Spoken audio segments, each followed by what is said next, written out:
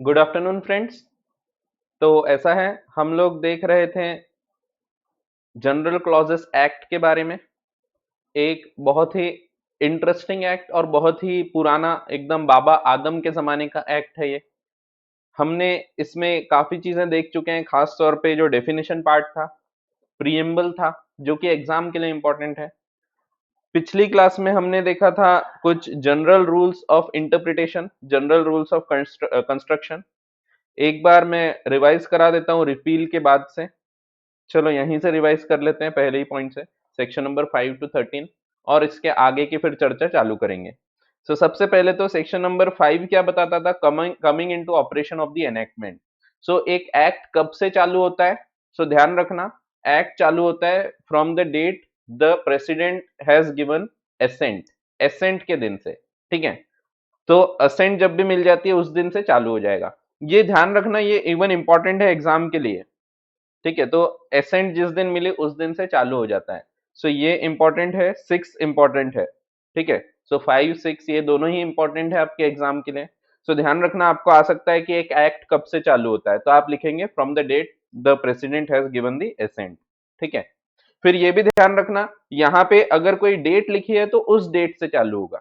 ठीक है, आपको कभी कभी ये भी लिखा हो सकता है कि जब ऑफिशियल गजेट में वो पब्लिश होगा तब से चालू होगा। बट ऐसे केस में भी आप यही वाला पॉइंट लिखोगे जो आपके कानून में लिखा है, कि जब गवर्नर जनरल या प्रेसिडेंट असेंट देता है उस दिन से। ठीक है, तो आपको ये ध्यान रखना है। आपको अगर ये भी दिया है कि वो पब्लिश बाद में हुआ था, तो भी हम ये मानेंगे कि प्रेसिडेंट ने जब असेंट दिया तब से चालू हुआ।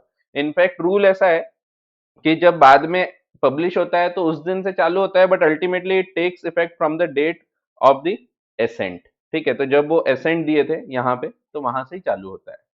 तो ऐसा है, ये ध्यान रखना है। फिर इफेक्ट ऑफ रिपील देखे थे हमने, जो इंपॉर्टेंट है, मैंने आपको बताया था रिपील क्या नहीं कर सकता, ये भी ध्यान रखना है आपको। कोई पुरानी चीज को रिवाइव नहीं कर सकता। पुरानी चीज जो हो चुकी है वो हो चुकी, आप उसको फिर से कंपेल नहीं कर सकते। लाइक सीएसआर का टॉपिक पुराने कानून में नहीं हुआ करता था, या फिर कोई ऐसे चीज जो आप पुराने कानून में एक्शन नहीं ले सकते थे, कानून बदल गया, तो इसका ये मतलब नहीं अब आप एक्शन ले सकोगे। ठीक है, फिर it should not affect the prior management. पहले जो हो चुका है, जैसे कंपनी लॉ बोर्ड वगैरह था, कोर्ट था, उन्होंने जो काम कर चुके हैं वो हो चुके, कंप्लीट हो चुके हैं। फिर it should not affect any claim, privilege, responsibilities. Civil liabilities और इवन जो रिसीव करने के अधिकार हैं उसके बारे में इसमें हमने बात किया। फिर it should not affect any punishments, prosecutions, penalties. Criminal nature के जो एक्ट्स हैं उसकी बात की हमने। Then it should not affect any inquiry, litigation जो ऑलरेडी हो चुके हैं, जो पूछताछ की जा चुकी है, वो चीजों पे अफेक्ट नहीं होना चाहिए। और ये भी मैंने बताया था कि ये डिलीशन नहीं है, डिलीशन अलग चीज होती है और रिपील अलग चीज होता है। रिपील मीन्स मान लिया जाएगा ये कभी था ही नहीं। ठीक है, तो मान लिया जाता है it never existed at all. Deletion का मतलब है, डिलीशन मींस उस तारीख तक था बट उसके बाद वो खत्म हुआ। बट जैसे ही मैं बोलूंगा कि ये रिपील हो गया है, that means it will be treated as if it never existed. फिर हमने 6A देखा था। 6A बोलता है कि कभी कभी जानबूझकर कोई पुराने एक्ट का संदर्भ दिया जाता है, तो ऐसे केस में आप वही एक्ट मानेंगे जो पुराना एक्ट है। रिवाइवल अगर करना है तो रिवाइवल के लिए आपको पर्पस बताना पड़ता है। फिर अगर आपको कोई जगह पे पुराने रेफरेंस है जो कि गलती से छूट गए हैं, तो ऐसे केसेस में आप ऑटोमेटिकली वहां नया कानून पढ़ेंगे। जैसे कि जब आप इनकम टैक्स एक्ट पढ़ते हैं तो उसमें book profits as per companies act 1956 calculate करने बोला है। बट अब क्या आप 1956 के एक्ट के हिसाब से ही कैलकुलेट करोगे क्या? तो द आंसर इज नो। अब आप 2013 पढ़ेंगे वहां पे। ठीक है, फिर टाइम का देखे थे हमने, ये भी एक इंपॉर्टेंट पॉइंट है, इस पे आपको केस स्टडीज भी आ सकती है। टाइम कैसे चालू होगा? आज से अगर चालू होना था, समझो बोला आज से 30 दिन, तो आज का दिन आप एक्सक्लूड करोगे, कल से दिन गिनना चालू करोगे। कल पहला दिन होगा और आखिरी दिन जो 30th डे होगा वो। ये हमने देखा था। फिर कंप्यूटेशन ऑफ टाइम देखे थे हमने, अगर उस पर्टिकुलर दिन ऑफिस बंद है तो उसके बाद जो भी दिन ऑफिस चालू रहेगा, वर्किंग डे रहेगा, उस दिन आप केस वगैरह अटेंड कर सकते हैं। डिस्टेंस, दो पॉइंट के बीच में आप एक लीनियर डिस्टेंस देखते हैं हॉरिजॉन्टल प्लेन में। ठीक है, इन अ स्ट्रेट लाइन। फिर ड्यूटी, टैक्सेस जो है ये प्रोपोर्शनेट देखेंगे, जब भी कोई कानून में कोई टैक्सेस रेट्स दिए हैं तो आप उसको प्रोपोर्शनेट पढ़ेंगे। एंड जेंडर एंड नंबर, यहाँ पे भी एक पॉइंट और ध्यान रखो, यहाँ पे फर्स्ट पॉइंट में वाइस वर्सा नहीं लिखा है, ठीक है, तो ये पॉइंट पे भी आपको एक ध्यान देना चाहिए। तो यहाँ क्या लिखा है, जब भी आप कोई कानून पढ़ते हैं तो words importing the masculine gender shall be taken to include females, and vice versa नहीं लिखा है यहाँ, ठीक है। So females will include males ऐसा नहीं लिखा है, ठीक है। तो ये ध्यान रखना है एक पॉइंट जो एग्जाम में आ सकता है। And words in singular shall include plural and vice versa, यहाँ वाइस वर्सा दिया है, ठीक है, तो ऐसा है। फिर इसके बाद हम आगे की चर्चा चालू करते हैं। अब क्या होता है, कई बार कोई कानून में लिखा होता है कि कोई पावर्स एक्सरसाइज किए जा सकते हैं। सो कई बार कानून में लिखा होता है लाइक सेंट्रल गवर्नमेंट ये कर सकती है, ये रूल्स बना सकती है, ये पेनल्टीज वगैरह के ऊपर कोई रूल्स बता सकती है। सो ऐसे केसेस में जब कुछ पावर्स दिए गए हैं या बोला है एनएफआरए पनिशमेंट दे सकता है, सो ये जो पावर्स बताए गए हैं कोई भी पावर्स हो सकते हैं, तो ये पावर्स कब बनाना पड़ेगा, तो जब जरूरत होगी तब, ठीक है। तो ऐसा नहीं कि पावर बनाने का अधिकार दिया है तो खुद भी हम पावर एक्सरसाइज करते ही रहेंगे, तो पावर एक्सरसाइज करना जब जरूरत पड़ेगी तब करेंगे, ठीक है। तो कई जगह शैल लिखा होता है बट फिर भी यहाँ पे ऐसा नहीं है कि पावर्स हैं तो एक्सरसाइज करते रहो। जैसे मुझे एक अधिकार है कि मैं क्लास में कोई मस्ती करता है तो उसको भगा सकता हूँ, ये मेरे को अधिकार है, तो ये मैं कभी भी एक्सरसाइज कर लूंगा क्या? तो कभी भी उठ के बोले चलो प्रेरणा चलो क्लास के बाहर हो जाओ, कुछ करी नहीं बेचारे ने लेकिन मैं उसको क्लास के बाहर कर रहा हूँ। गौरव को बोल रहा हूँ चलो बाहर हो जाओ, सो कुछ किए नहीं तो भी पावर्स एक्सरसाइज करूंगा क्या मैं?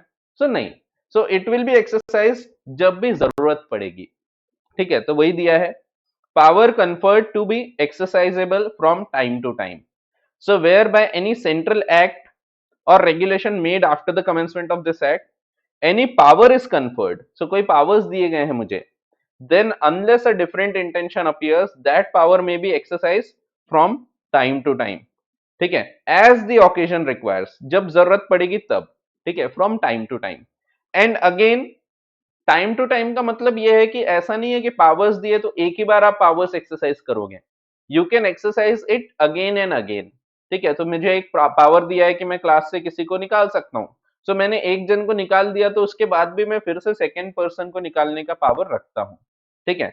सो वही चीज यहाँ पे लिखी है, सो पावर्स दिए हैं तो powers can be exercise more than once and it can be exercise when the occasion requires, ठीक है। सो जब जरूरत पड़ेगी तभी एक्सरसाइज करेंगे। सो सिंपल सा रूल है, कोई बहुत ज्यादा टेक्निकल नहीं है।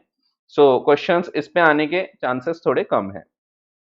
वैसे ही दूसरा जो अधिकार है, power to appoint to include power to appoint ex officio.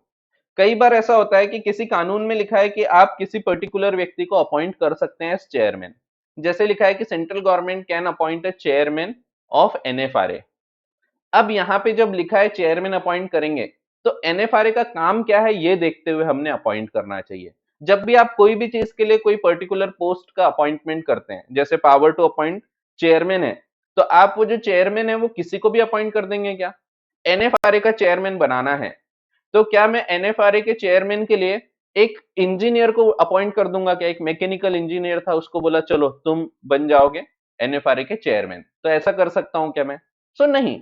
सो जब भी मैं कोई अपॉइंटमेंट करूंगा तो मुझे ये ध्यान रखना चाहिए कि मैं जिसको अपॉइंट कर रहा हूं उसकी पोजीशन क्या है, उसको मैंने एक्स ऑफिशियो अपॉइंट करना चाहिए। तो एक्स ऑफिशियो का क्या मतलब होता है? एक्स ऑफिशियो का मतलब होता है कि उसको पोजीशन के कारण, उसका जो पोजीशन है, जैसे कि कोई एडवोकेट हो गए बहुत सीनियर, उनको हम अपॉइंट कर सकते हैं, एक चार्टर्ड अकाउंटेंट हो गए उनको अपॉइंट कर सकते हैं। सो जो चीज का अपॉइंटमेंट हो रहा है जो चीज के लिए, सो आपको वो ध्यान में रखते हुए ऐसे व्यक्ति को अपॉइंट करना चाहिए जिसका कोई बैकग्राउंड है। सो ये चीज बताई गई है अगले पॉइंट में, सेक्शन नंबर 15, ठीक है। अगेन अनलेस अदरवाइज प्रोवाइडेड, अगर इसके विपरीत कुछ लिखा है तो वैसा होगा, नहीं तो जब भी कोई अपॉइंटमेंट्स होते हैं it should be of the ex officios as far as possible, ठीक है। सो ये दिया है। So where any legislation or regulation, whereby any legislation or regulation of power to appoint any person to fill any office. So कई बार लिखा होता है कि एक पर्टिकुलर जगह वैकेंसी है तो आप अपॉइंट कर सकते हैं, और एग्जीक्यूट एनी फंक्शन या कुछ कार्य करने को किसी को अपॉइंट करना है इज कन्फर्ड। सो किसी कानून में लिखा है कि सेंट्रल गवर्नमेंट अपॉइंट कर सकती है, then unless it is otherwise expressly provided such an appointment may be made either by name और बाय वर्च्यू ऑफ ऑफिस। ठीक है, सो वर्च्यू ऑफ ऑफिस का मतलब है ऑफिस के नाम से, लाइक इनकम टैक्स कमिश्नर को अपॉइंट कर रहा है तो उस पर्टिकुलर पोजीशन के नाम से उसको अपॉइंट किया जाएगा। एंड एक्स ऑफिशियो अपॉइंटमेंट होना चाहिए। एक्स ऑफिशियो का क्या मतलब है? एक्स ऑफिशियो का मतलब है due to his official position, कि पहले वो कोई बहुत अच्छे ऑफिशियल पोजीशन पे रह चुका है, जैसे कि एक बहुत ही नॉलेजेबल एडवोकेट हो सकते हैं, सीए हो सकते हैं, सीएस हो सकते हैं। तो एक्स का मतलब क्या होता है? जो बीत गया। तो एक्स होते हैं ना, आप भी देखे होंगे कई बार एक्स होते हैं। तो एक्स यानी जो बीत गया, एक्स ऑफिशियो यानी जो ऑफिस बीत चुका है, जो ऑफिस उसने होल्ड कर चुका है पहले, उस पोजीशन के कारण उसका अपॉइंटमेंट हो रहा है। So it will be called as ex officio appointment. ठीक है, तो वही दिया है। Ex officio is a Latin word which means by virtue of one's position और ऑफिस। ठीक है, सो उसको पोजिशन के कारण या उसके ऑफिशियल ड्यूटी के कारण अपॉइंट होना चाहिए। ठीक है, सो एक्स यानी ऐसा वाला एक्स नहीं बोलते, वो एक्स बोलते, ई एक्स। तो एक्स होते ना, एक्स जो पुराने हो चुके हैं उनको एक्स बोला जाता है। ठीक है, चलो। So provision under this section states that where there is a power to appoint uh, the appointment may be made by appointing ex officio as well। वैसे as well बोला है, but generally ex officio ही पहले prefer किया जाता है। अगर कोई है ex officio तो उसको प्रेफर करना, नहीं तो फिर अगर वो नहीं है तो फिर you can appoint some other person। ठीक है, तो ऐसा है। so ये भी काम का नहीं है उतना वैसे तो। अगला पॉइंट जो है अगेन इंपॉर्टेंट है। देखो मैं बोल के रखा हूं आपको, जो पॉइंट्स इंपॉर्टेंट है वो मैं आपको बताते जाऊंगा, तो आपको ध्यान रखना है, वो पॉइंट्स पे क्वेश्चन आने की संभावना बहुत ज्यादा होगी। ठीक है, जैसे मैंने ऊपर अभी बताया, ये सब पॉइंट्स इंपॉर्टेंट है, ये सब पॉइंट्स पे आ सकते हैं।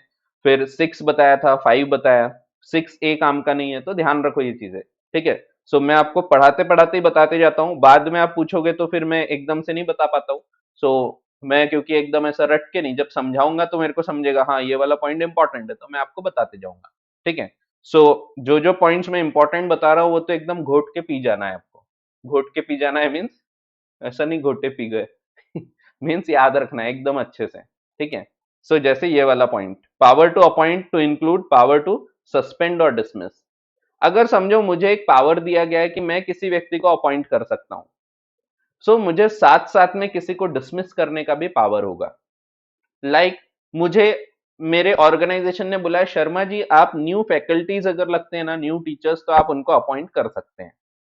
अब मैंने समझो किसी पर्टिकुलर व्यक्ति को अपॉइंट कर लिया, अब लेकिन उसका काम पसंद नहीं आ रहा, वो अच्छे से नहीं पढ़ा रहा है हमारे ऑर्गेनाइजेशन में, सो क्या मुझे उसको निकालने का भी अधिकार रहेगा? The answer is yes. Even अगर मुझे स्पेसिफिकली अधिकार नहीं भी दिया गया हो तो भी हम ये मान लेंगे कि power to appoint will deem to be including the power to suspend और डिसमिस। सो अगर मुझे ऐसा कोई अधिकार दिया गया जिसमें मैं किसी को अपॉइंट कर सकता हूं, सो मैं किसी को निकालने का भी पावर रख सकता हूं, unless otherwise specifically provided। so वही दिया है, the authority having for the time being power to make the appointments shall also have the power to suspend or dismiss any person appointed whether by itself or by any other authority in exercise of that power। एक case दिया है, तो रायरनप्पा versus Madhavi अम्मा का case है। So case का नाम याद रखने की जरूरत नहीं है। wherever the law provides that court will have the power to appoint, suspend और remove receiver। सो कहीं पे अगर कानून ने अधिकार दिया था किसी कोर्ट को अपॉइंट, रिसीव, रिमूव या सस्पेंड द रिसीवर, तो लेजिस्लेचर सिंपली एनेक्टेड, लेकिन कानून में लिखा सिर्फ इतना, wherever convenient the court में अपॉइंट द रिसीवर, लेकिन लिखा सिर्फ अपॉइंट कर सकते हैं, रिमूव करने की बात नहीं लिखे, तो भी इट विल बी डीम्ड। तो वही दिया है।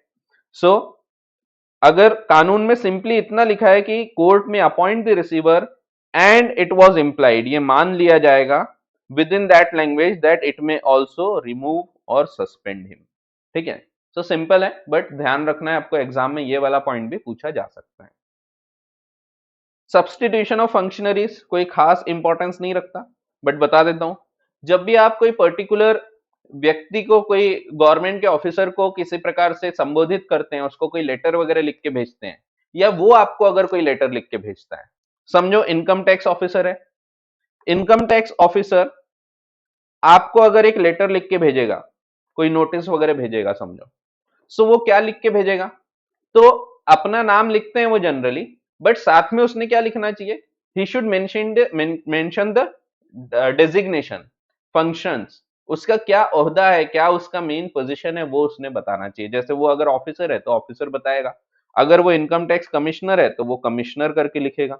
सो उसको ये लिखना पड़ेगा, ठीक है। सो ये चीज लिखिए यहाँ पे कि आप भी जब किसी को लेटर भेजते हैं, समझो आपके कोई क्लाइंट को नोटिस आया, अब आप वो नोटिस का रिप्लाई भेज रहे हैं, तो आप अल्टीमेटली रिप्लाई किसको भेज रहे हैं, आप इस ऑफिसर को रिप्लाई भेज रहे हैं। वो ऑफिसर फिर कोई भी हो सकता है वो ऑफिसर पांडे जी हैं, पांडे जी नाम से ऑफिसर अपॉइंटेड थे, कमिश्नर थे, पर पांडे जी का कल चलकर अगर तबादला हो जाता है, तो भी क्या आप पांडे जी को ही लेटर भेजोगे क्या, तो नहीं, आपके लिए ये पोस्ट इंपॉर्टेंट है। सो वही चीज यहाँ पे बताई गई है कि आप पोस्ट को संबोधित करते हैं, ठीक है। सो वही दिया है, in any central act or regulation made after the commencement of this act, it shall be sufficient for the purpose of indicating the application of a law to every person or number of persons for the time being executing the function of an office to mention, तो उनको क्या mention करना पड़ेगा, to mention the official title of the officer at present executing that function or that of the officer by whom the functions are commonly executed.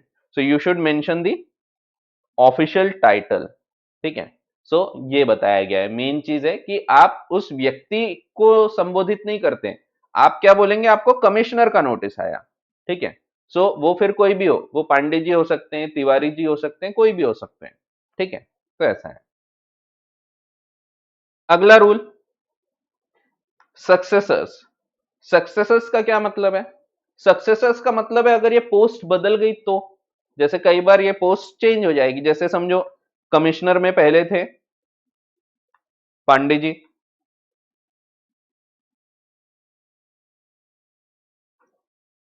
तो पांडे जी थे, आपने reply भेज दिया था पांडे जी को, कमिश्नर थे वो, तो उनको रिप्लाई भेज दिया था। अब समझो पांडे जी का तबादला हो जाता है, ट्रांसफर हो जाता है, और पांडे जी के जगह आ जाते हैं समझो Tiwari ji.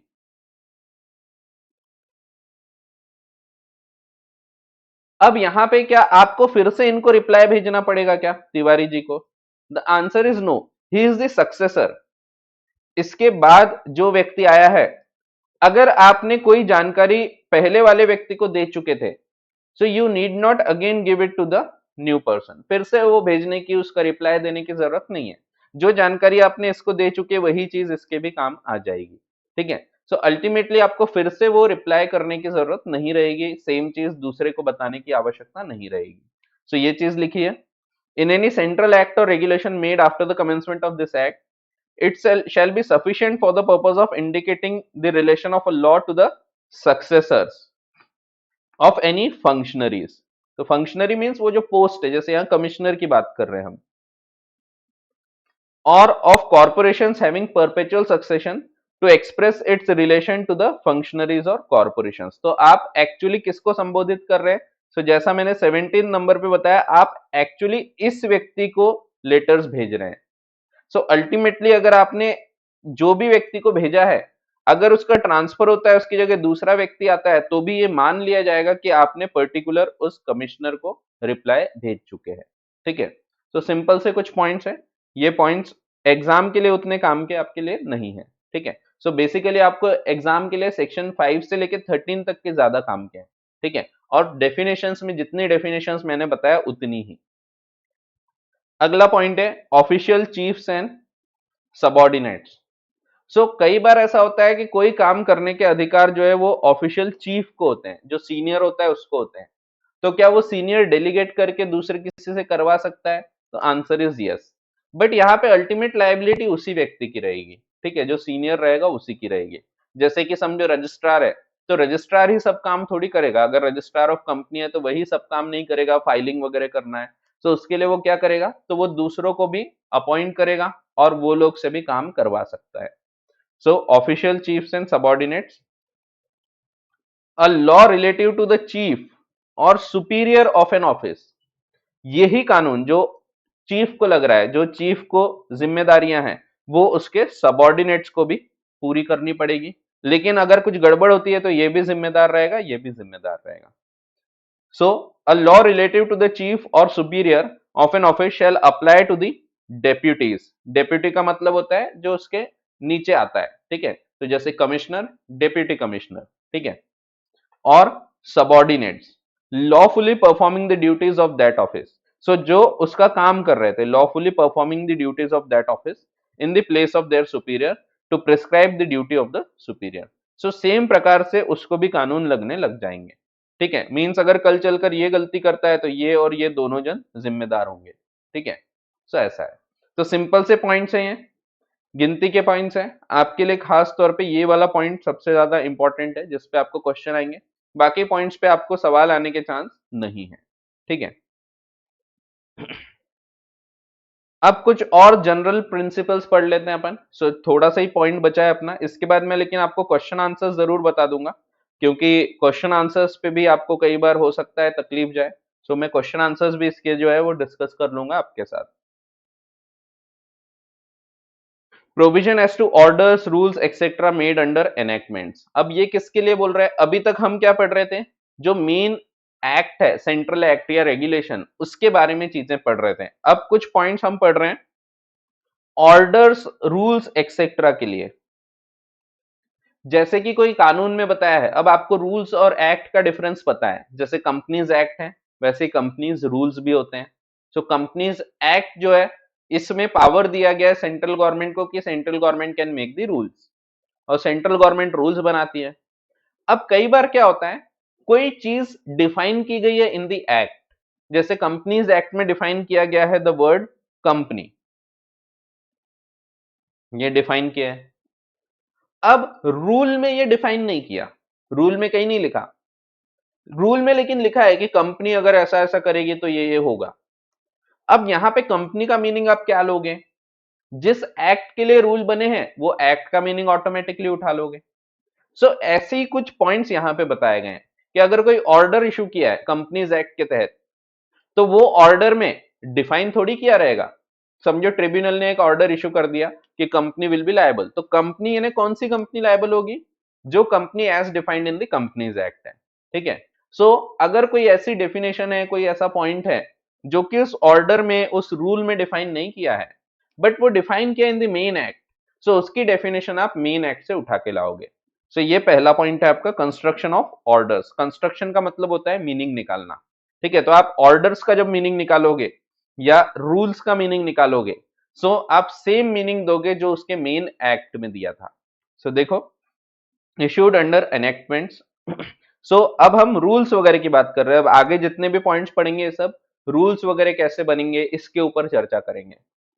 So where by any legislation और regulation a power to issue notification, order, scheme, rule, form और bylaw is conferred, then expression used in notification. So जो भी एक्सप्रेशन यूज किया है in the notification, order, scheme, rule, form, bylaw, shall, so expression shall, unless there is anything repugnant in the subject or context, have the same respective meaning as in the act or regulation conferring power, ठीक है। So simple देखो, यहाँ पे सब जो चीजें है ना, एग्जाम्पल से ध्यान रखो। यहाँ की लैंग्वेज थोड़ी टेक्निकल है, बट आप एग्जाम्पल से ध्यान रखोगे तो चीजें याद रहेगी। तो जितने भी पॉइंट्स मैं बता रहा हूँ सबको एग्जाम्पल से ध्यान रखो तो याद रहेंगे सब चीजें। और लिखने के लिए आप अपने वर्ड्स में इसको लिख सकते हैं, ठीक है। सो अपने वर्ड्स में आप इसको नोट करके भी रख लेंगे अभी तो भी चलेगा। आखिरी टाइम आप अपने नोट्स भी पढ़ते हैं तो दैट विल बी सफिशिएंट। सो क्या बोला है कि जब कोई ऑर्डर है, कोई रूल्स है, उसमें कोई चीज डिफाइन नहीं की है पर वर्ड आए हैं, तो वो वर्ड, उसका वही मीनिंग लोगे आप जो उसके मेन एक्ट में दिया है, ठीक है। तो ऐसा है। अगला पॉइंट सिमिलर है। जैसे ऊपर हमने पढ़ा कि अगर किसी व्यक्ति को अपॉइंट करने का आप पावर रखते हैं तो you will also be deem to have the power to remove that particular person. So मान लिया जाएगा आप उसको हटा भी सकते हैं। बिल्कुल सेम, अगर ऐसे ही कोई रूल बनाने के पावर रखें सो पावर टू इश्यू दिया है, अगर power to issue the rules, जैसे सेंट्रल गवर्नमेंट रूल्स बना सकती है, रूल्स इश्यू कर सकती हैं। सो क्या उसका मतलब सिर्फ रूल्स बना सकती हैं? The answer is no, it can amend, it can delete the rules, हटा सकते हैं, चेंज कर सकते हैं, नए ला सकते हैं, तो वो चीज बताई गई है। So power to issue to include power to add or to amend, vary or rescind notification orders, rules etc. bylaws। ठीक है, सो सिंपल है, ये पूरे पॉइंट्स किसको लग रहे हैं? रूल्स वगैरह को, रूल्स एंड ऑर्डर्स को। ठीक है, so where by any legislation, regulation, a power to issue notifications, orders, rules और bylaw is conferred। सो क्या दे दिया? इश्यू करने का पावर दे दिया है।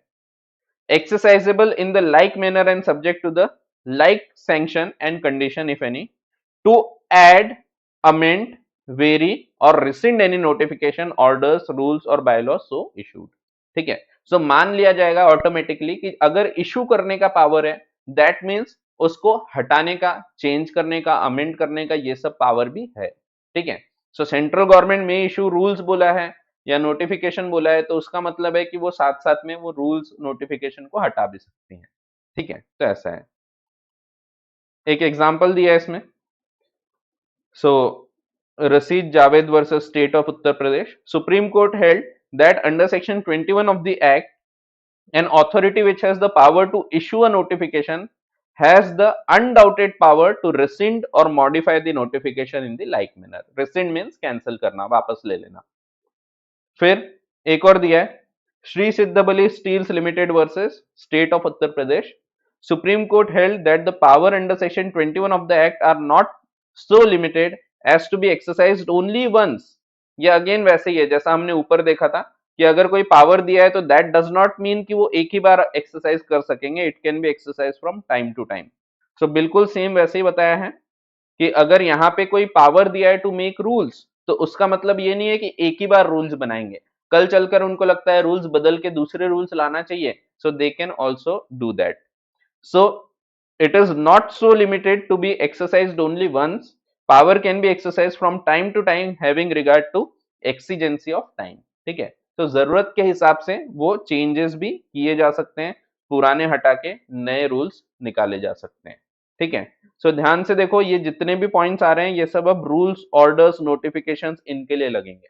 ठीक है, सो ऊपर के जितने पॉइंट्स थे ये सब एक्ट के लिए लग रहे थे, अब ये जो नीचे के पॉइंट्स हैं ये सब किसको लग रहे हैं? रूल्स, ऑर्डर्स, नोटिफिकेशन, सर्कुलर्स, ये सब चीजों को। ठीक है, तो पहला पॉइंट बोलता है अगर कोई डेफिनेशन नहीं दी है रूल्स, ऑर्डर, नोटिफिकेशन में, so mean act you can refer. दूसरा पॉइंट बोलता है जब power to issue any rules, notification, orders है, so it will be deemed to have include deemed to be including the power to add, amend, change, alter, rescind, ये सब भी उसमें रहेगा, and it can be exercised from time to time। अब rules जो बनेंगे, कई बार ऐसे होते हैं कि कुछ कुछ कानून में पुराने कानून के हिसाब से रूल्स बनाए गए होते हैं और फिर पुराना कानून हट के नया कानून आ जाता है, तो क्या रूल्स अप्लाई होंगे? The answer is yes. अगर वो रिपग्नेंट नहीं है, तो अपोजिट नहीं जा रहे हैं, तो रूल्स साथ साथ लगेंगे। याद करो, मैंने एक नोटिफिकेशन के बारे में बताया था आपको जब हमने कोरम की बात किए थे। कोरम में मैंने क्या बोला था, जब कोई मीटिंग होती है, तो आजकल मीटिंग तो बहुत प्रकार से होती है, ऑनलाइन मोड से भी, इलेक्ट्रॉनिक टेलीकॉन्फ्रेंसिंग से भी होती है, but for the purpose of quorum मैंने आपको बताया था कि फिजिकल प्रेजेंस होना जरूरी है। और मैंने ये भी बताया था वहां पे, ये नोटिफिकेशन पुराने एक्ट में था, नए एक्ट में कुछ नहीं बोला इस बारे में, लेकिन फिर भी हम जो पुराने रूल्स है वो यहाँ पे लगाएंगे जब तक इसके ऊपर कोई और क्लैरिफिकेशन नहीं आता। सेम प्रकार से आपको याद होगा तो प्रमोटर के केस में मैंने आपको बोला था कि प्रमोटर की अभी जो डेफिनेशन है वो एग्जॉस्टिव है, पर जो पुराने कानून में जो डिसाइड हो चुकी हैं वो डेफिनेशंस को भी हम मानेंगे कि ये भी प्रमोटर्स में कवर होते हैं।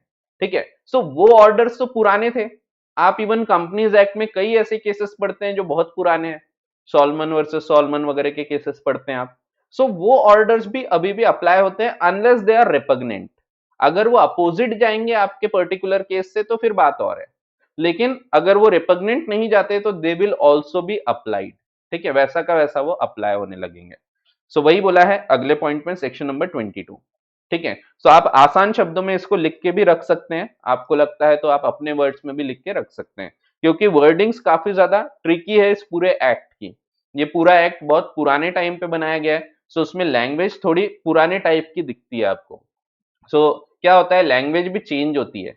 सो आज जो आप इंग्लिश पढ़ते हैं वो इंग्लिश और पुरानी इंग्लिश में काफी फर्क भी दिखता है कई बार। सो आपने नोटिस तो किया ही होगा, आप जब स्कूल में इंग्लिश पढ़ते थे तो पुरानी इंग्लिश से भी कुछ कुछ पोएम्स आपको पढ़ाई जाती थी। सो फर्क पड़ता है। सो इसीलिए यहाँ के थोड़े वर्डिंग्स आपको थोड़े अलग दिखेंगे। ठीक है, तो थोड़े से भारी लग सकते हैं। तो देखते हैं, एक बार पढ़ते हैं, ध्यान से सुनो, एक एक वर्ड टू वर्ड में पढ़ के बता रहा हूं आपको। Making of rules, bylaws and issuing orders between passing and commencement of an act। अच्छा, रूल 22 मैंने एक्चुअली आपको दूसरा रूल बता दिया, मैंने एक्चुअली 24 बता दिया। तो चलो पहले 24 पढ़ लेते, जो मैंने अभी बताया वो 24 था। ठीक है, 22 नहीं बताया, तो 24 पढ़ लेते पहले। So continuation of orders etcetera issued under enactments repealed and re-enacted. So पहले 24 पढ़ लो, बाद में 22 23 समझाता हूं।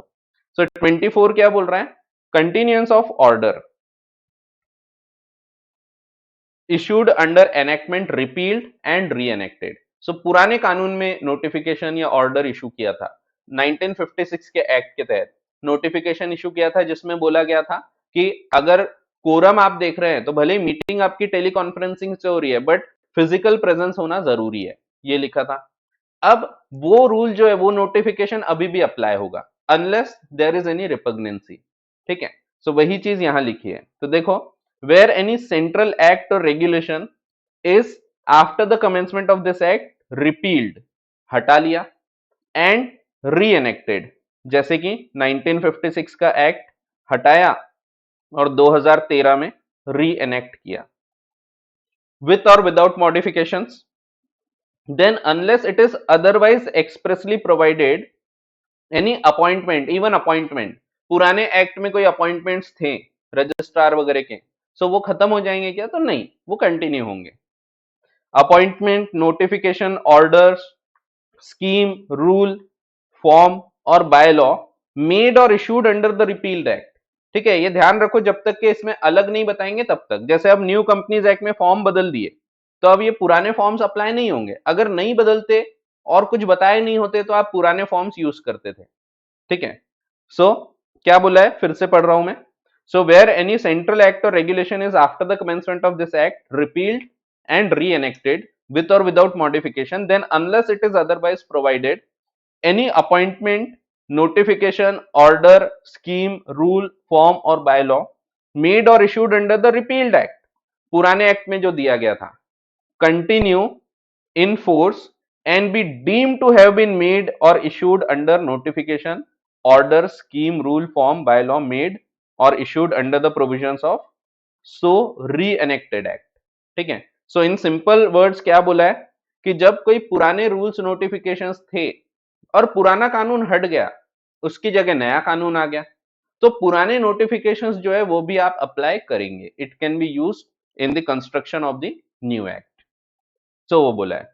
वैसे ही आगे दिया है, ये आगे का आप नहीं भी पढ़ते हैं तो चलता है, ये एक एग्जाम्पल के रूप का है। व्हेन एनी सेंट्रल एक्ट और रेगुलेशन विच बाय नोटिफिकेशन, सो इसको आप स्किप भी कर सकते हैं यहां से यहां तक। ठीक है, तो आप एक पॉइंट पढ़ लिए तो वही है, वही चीज आगे बताइए, सिर्फ ये प्लेस का बताया है। जैसे एक पर्टिकुलर प्लेस पे कानून लग रहा था, वहां से हटा दिया और फिर से वापस री एनेक्ट हुआ, सो जो पुराने रूल्स थे दैट विल ऑटोमेटिकली अप्लाई, फिर से अप्लाई होने लगेंगे अलॉन्ग विद द लॉ। तो वो बताया। So where any central act और regulation which by notification under section 5 और 5 of scheduled district act 1874 or any like law has been extended to local area has by subsequent notification been withdrawn from the re-extended to such area or any part thereof, the provision of such act or regulation shall be deemed to have been repealed and re-enacted in such part, area or part within the meaning of this section। That means in simple words, अगर आपने कानून हटाया और नया कानून लगा दिया, तो अगर नए कानून में नए रूल्स, नए नोटिफिकेशंस, नए ऑर्डर्स नहीं है, so old orders, old notifications वगैरह आप अप्लाई करते रहेंगे। ठीक है, यहाँ पे इंग्लिश में आपको ऐसा लग सकता है कि यहाँ पे कुछ स्पेलिंग मिस्टेक होगी या कुछ ग्रामेटिकल एरर है, बट अल्टीमेटली नहीं है।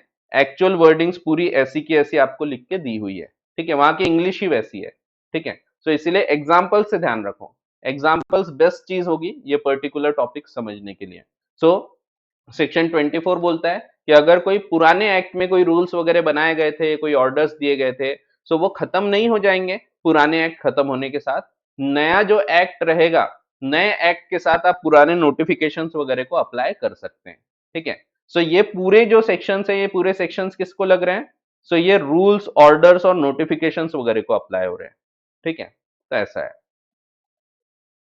हाँ, अब 22 बता देता हूं। 22 किसके बारे में बोलता है? 22 बोलता है मेकिंग ऑफ रूल्स और bylaws and issuing of orders between passing and commencement of enactment. Example से समझते हैं। अगेन एग्जाम्पल्स, एग्जाम्पल्स इंपॉर्टेंट है। समझो एक नया एक्ट बनाया गया, नया एक्ट ये तारीख को बन चुका है, पास हो चुका है, ठीक है। समझो कंपनीज एक्ट हो चुका है, पास हो चुका है 2013, या समझो जीएसटी एक्ट है, जीएसटी का एक्ट बन गया, सीजीएसटी एक्ट बन गया, बट अप्लाई होने का है। बोल दिया कि बन तो गया है पर ये लगेगा 7 जुलाई से, सॉरी 1 जुलाई से। सो टाइम दे दिया कि ये आज अप्लाई नहीं होगा। अगर ऑफिशियल गजट में उन्होंने टाइम दिया है तो वो अप्लाई होगा, कमेंस होगा यहां से, ठीक है। यहां से वो कमेंस होगा, आपका नया अनेक्टमेंट इस टाइम से वो चालू होगा।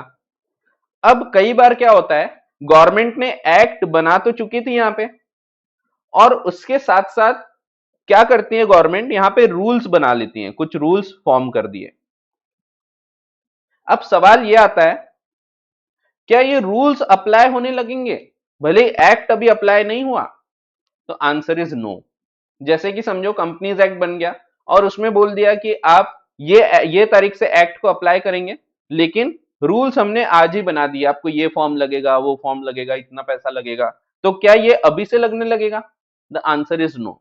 ये रूल्स भी कब लगेंगे? जब एक्ट कमेंस होगा, ठीक है। तो ये सिंपल है, एकदम लॉजिकल है, बट वही चीज बताइए। अगेन ध्यान दो, वर्डिंग्स बहुत थोड़ी ट्रिकी दिखेगी आपको। पढ़ते हैं word to word. where by any central act or regulation which is not to come in force immediately, which is not to come in force immediately, जो अभी नहीं लगने वाला था, जो लगने वाला था आगे की कोई डेट से, ऑन पासिंग देयर ऑफ, पास हो चुका है, ठीक है। सो एक्ट पास हो गया है बट अप्लाई यहां से होने वाला है। तो ऐसे केस में a power is conferred to make rules or bylaws or to issue orders with respect to application of the act or regulations और with respect to establishment of any court. कई बार पावर दिया होता है कि central government court बना सकती है, ट्रिब्यूनल बना सकती है, ट्रिब्यूनल का जो गठन होगा उसमें लोगों को अपॉइंट करेंगे। सो ट्रिब्यूनल बनाने का, एनएफआरए बनाने का ये पावर है, और इन्होंने रूल्स में ये एक्सरसाइज कर भी लिया। तो ऐसे केसेस में, और द अपॉइंटमेंट ऑफ एनी जज और ऑफिसर देयर अंडर, और with respect to person by whom और द टाइम व्हेन, तो कोई व्यक्ति के बारे में या कोई टाइम के बारे में रूल बनाना है, इतने दिन के अंदर रजिस्टर करो वगैरह, और प्लेस वेयर और अ मैनर इन विच और the fees for which anything is to be done under the act और रेगुलेशन।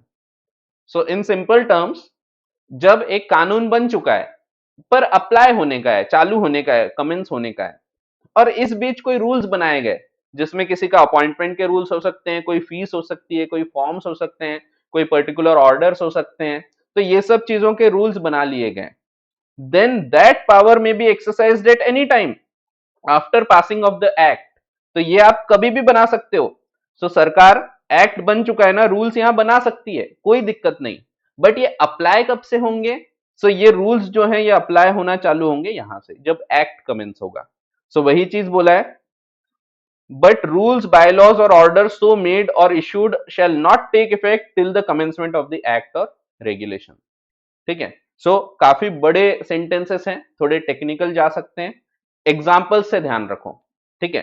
सो सेक्शन नंबर 22 क्या बोलता है? जब किसी कानून में लिखा है कि कोई रूल्स वगैरह, कोई ऑर्डर्स वगैरह बना सकते हैं, कोई अपॉइंटमेंट कर सकते हैं, तो एक्ट चालू हो गया, सॉरी एक्ट बन गया बट चालू होने का है, तो इस बीच में रूल्स तो बना सकते हैं, पर ये रूल्स चालू कब से होंगे, जब से एक्ट चालू होगा तब से। ठीक है, सो ऐसा बोला गया है इस पर्टिकुलर सेक्शन में। ठीक है, सेक्शन 23 पे आते हैं अपन। सेक्शन 23 प्रोसीजर बताता है, किस चीज की, तो प्रोसीजर टू मेक रूल्स।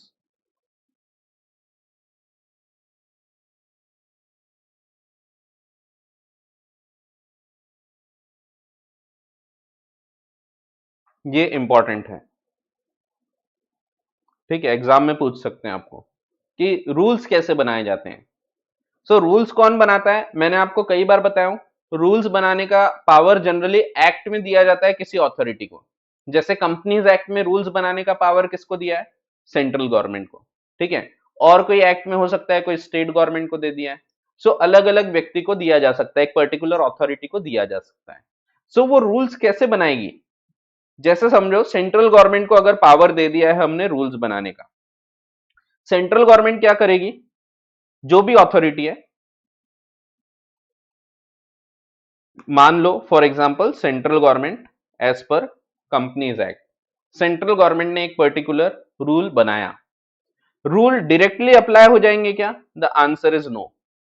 इसका पहले ड्राफ्ट बनाया जाएगा, ड्राफ्ट रूल्स। तो एकदम से फाइनल रूल्स नहीं बनेंगे, ड्राफ्ट बनेगा पहले, और ये जो ड्राफ्ट रूल्स है इनको पब्लिश करना है। पब्लिश कैसे करेंगे, तो या तो इनके कानून में लिखा होगा, जैसे कंपनीज एक्ट है उसमें लिखा होगा, या तो सरकार रूल्स बताने के बाद बनाने के बाद बताएगी कि हम कैसे पब्लिश कर रहे हैं, कहां पब्लिश कर रहे हैं, तो इसको पब्लिश किया जाएगा। पब्लिश होने के बाद क्या ये कानून बन जाएगा, क्या ये रूल बन जाएंगे, कानून का हिस्सा बन जाएंगे, the answer is no. Publish होने के बाद तो ये ड्राफ्ट है, अभी ये फाइनल थोड़ी हुए। इसके बाद इस पे कमेंट्स इनवाइट किए जाएंगे, कमेंट्स, सजेशंस, तो ये इनवाइट किए जाएंगे फ्रॉम पब्लिक। पब्लिक या जो भी अथॉरिटीज को इससे फर्क पड़ सकता है, उन लोग इस पे कमेंट कर सकते हैं, सजेशंस दे सकते हैं। अगर किसी को कोई आपत्ति है तो वो बता सकते हैं कि ये रूल्स नहीं बनाना चाहिए। और जो भी अथॉरिटी है, अथॉरिटी इन कमेंट्स को ध्यान में रखेगी, क्या आया है, क्या दिक्कतें हैं लोगों को, ये ध्यान में रखने के बाद इसमें कुछ अगर चेंजेस करना है तो चेंजेस करेगी, और अगर लगता है नहीं ये परफेक्ट है तो ये रूल्स को फिर फाइनल करके फाइनल रूल्स को पब्लिश कर देगी, publish in the official gazette. ठीक है, जो भी ऑफिशियल गजट होगा उसमें पब्लिश कर देगी, और जिस दिन ये पब्लिश हो गया उस दिन से ये रूल्स अप्लाई हो जाएंगे। ठीक है, तो रूल्स बनाने के अधिकार अलग होते हैं, एक्ट बनाने का अधिकार अलग होता है। एक्ट में both the houses of parliament रहेंगे, फिर वहां पे जाके both the houses of parliament उस पे असेंट देंगे, असेंट देने के बाद प्रेसिडेंट कंसेंट देगा। यहाँ ऐसा नहीं है, यहाँ पे सिंपल तरीका रहता है। सो इसीलिए मैंने आपको बोला था रूल्स बनाना आसान होता है, इसीलिए बहुत सारी चीजें रूल्स में प्रिस्क्राइब की जाती है। रूल्स तो सीधा सेंट्रल गवर्नमेंट बना लेगी, मैं एग्जाम्पल दे रहा हूँ कंपनीज एक्ट का, इसीलिए सेंट्रल गवर्नमेंट बोल रहा हूँ। और कोई एक्ट में और कोई अथॉरिटी भी हो सकती है, जैसे कि हो सकता है कोई और एक्ट है उसमें ट्रिब्यूनल को अथॉरिटी दे दिया, tribunal can make the rules. Her act में ट्रिब्यूनल होता है, जैसे इनकम टैक्स एक्ट में आईटीएटी है, इनकम टैक्स एपेलेट ट्रिब्यूनल। ठीक है, सो बहुत सारे एक्ट में ऐसे ट्रिब्यूनल होते हैं। ठीक है, सो रूल्स कैसे बनेंगे, पहले ड्राफ्ट बनेगा, ड्राफ्ट पब्लिश होगा, फिर पब्लिश कैसे होगा, जैसे या तो कानून में बताया वैसा, या फिर सरकार को जैसा ठीक लगे वैसा। फिर इस पे कमेंट, सजेशंस इनवाइट किए जाएंगे, ये ध्यान में रख के इसको चेंजेस किए जाएंगे, और फाइनल रूल्स पब्लिश किए जाएंगे इन दी ऑफिशियल गजट, और इस प्रकार से वो रूल्स अप्लाई होने लगेंगे। ठीक है, सो वही दिया है, देखते हैं। Where by any central act or regulation a power to make rules or bylaws is expressed to be given, subject to the conditions of the rules or bylaws being made after previous publication। तो पहले publish करना पड़ता है, then the following provision shall apply namely। सो ये पूरी process है, steps है। तो क्या स्टेप्स लेना पड़ेगा, the authority having the power, जैसे कि central government, to make the rules और bylaw shall before making them, पूरे होने के पहले, फाइनल होने के पहले, publish a draft of the proposed rules or bylaws for the information of persons likely to be affected thereby। ठीक है, तो जिन जिन को इससे फर्क पड़ सकता है वो सब लोगों के हिसाब से इसको पब्लिश किया जाएगा। पब्लिकेशन कैसे होगा? Shall be made in the manner as the authority deems to be sufficient, या अगर कोई कानून में दिया है तो वैसा होगा।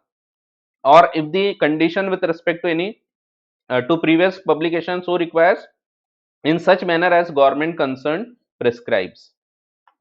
फिर there shall be publish with the draft a notice, एक नोटिस भी दिया जाता है साथ में कि ये तारीख तक के आप कमेंट दो। तो यहाँ पे ये जो अपन ने ड्राफ्ट पब्लिश किया है इसमें एक टाइम लिमिट भी रहेगी, तो साथ में एक नोटिस लगा रहेगा कि ये तारीख तक के आप कमेंट भेज सकते हैं, इसके बाद हम इसको फाइनल कर देंगे।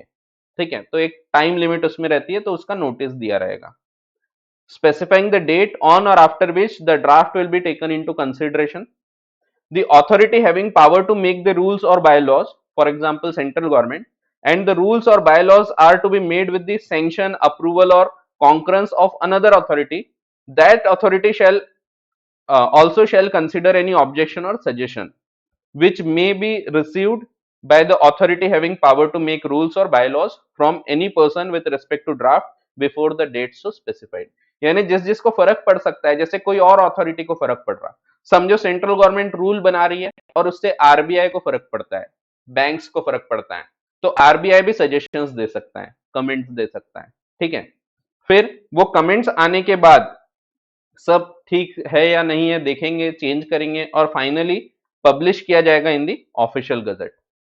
So the publication in the official gazette of a rule or bylaw purporting to have been made in exercise of power to make rules or bylaws after previous publication shall be conclusive proof that the rule or bylaw has been duly made। ठीक है, तो एक conclusive proof रहेगा, जिस दिन वो छप गया ऑफिशियल गजट में उस दिन मान लिया जाएगा कि रूल्स बन चुके हैं। ठीक है, तो ये प्रोसेस है, ये स्टेप्स है, 5 स्टेप्स है, आपको ध्यान रखना है। पहली चीज है ड्राफ्ट बनाओ, ड्राफ्ट बना के उसको पब्लिश करो, पब्लिश करने के बाद साथ में नोटिस दो, एक डेट दो, वो डेट तक के आपको सजेशंस वगैरह आएंगे और इसके बाद आप फाइनल पब्लिकेशन करोगे, पब्लिश इन ऑफिशियल गजट। और इस प्रकार से कोई भी कानून के तहत रूल्स बनाए जा सकते हैं। ठीक है, तो ऐसा है, सिंपल। सो ये जितने भी पॉइंट्स हैं आप देखेंगे, पूरे पॉइंट्स किसको लग रहे हैं? पूरे पॉइंट्स लग रहे हैं टू दी रूल्स वगैरह बनाने के लिए। हाँ, एक क्वेश्चन आया है 4th पॉइंट रिपीट करने के लिए, फिर से बता रहा हूं। क्या बोला है, देखो तोड़ तोड़ के पढ़ो। आपको दिक्कत कहां आती है? जहां बड़े सेंटेंस है, और यहाँ सब जगह वैसे ही है, बड़े बड़े सेंटेंसेस है। तो देखो, the authority having the power to make the rules, यानी central government, and where the rules और bylaws are to be made with the sanction, कभी कभी होता है कि सैंक्शन लगती है, जैसे आरबीआई का एग्जांपल दिया मैंने आपको, अप्रूवल और concurrence of another authority, for example RBI, that authority RBI also shall consider any objection or suggestion which may be received by the authority having power to make rules or bylaws from any person with respect to the draft before the date so specified। ठीक है, इन simple terms आपको जो भी authority है, जैसे दूसरी authority जिसको फर्क पड़ रहा है, सो वो भी ऑब्जेक्शंस वगैरह, सजेशंस वगैरह बता सकती है। ठीक है, सो जिसको भी फर्क पड़ रहा है, ऐसा भी हो सकता है एक बैंक को फर्क पड़ रहा है तो बैंक अपने आरबीआई को बता देगा और RBI will inform to the government. ठीक है, तो ऐसा भी हो सकता है। सो जिस जिसको फर्क पड़ रहा है वो सब लोग इस पे सजेशंस, कमेंट्स दे सकते हैं। ठीक है, तो ऐसा है, जैसे अगर सीए से रिलेटेड कोई रूल्स बनाने वाले, एनएफआरए के अंदर कोई रूल्स बनाने वाले, तो इसमें सीए लोगों को फर्क पड़ेगा, तो आईसीएआई से भी कमेंट्स लिए जाएंगे। ठीक है, so institute of chartered accountants of India क्या है, तो ये अनदर अथॉरिटी हो गई। ठीक है, सो ये आईसीएआई जो अथॉरिटी है, इससे भी कमेंट्स वगैरह इन्वाइट किए जाएंगे, सजेशंस वगैरह पूछे जाएंगे। ठीक है, तो ऐसा है। हाँ, और 24 ऑलरेडी बता दिया मैंने।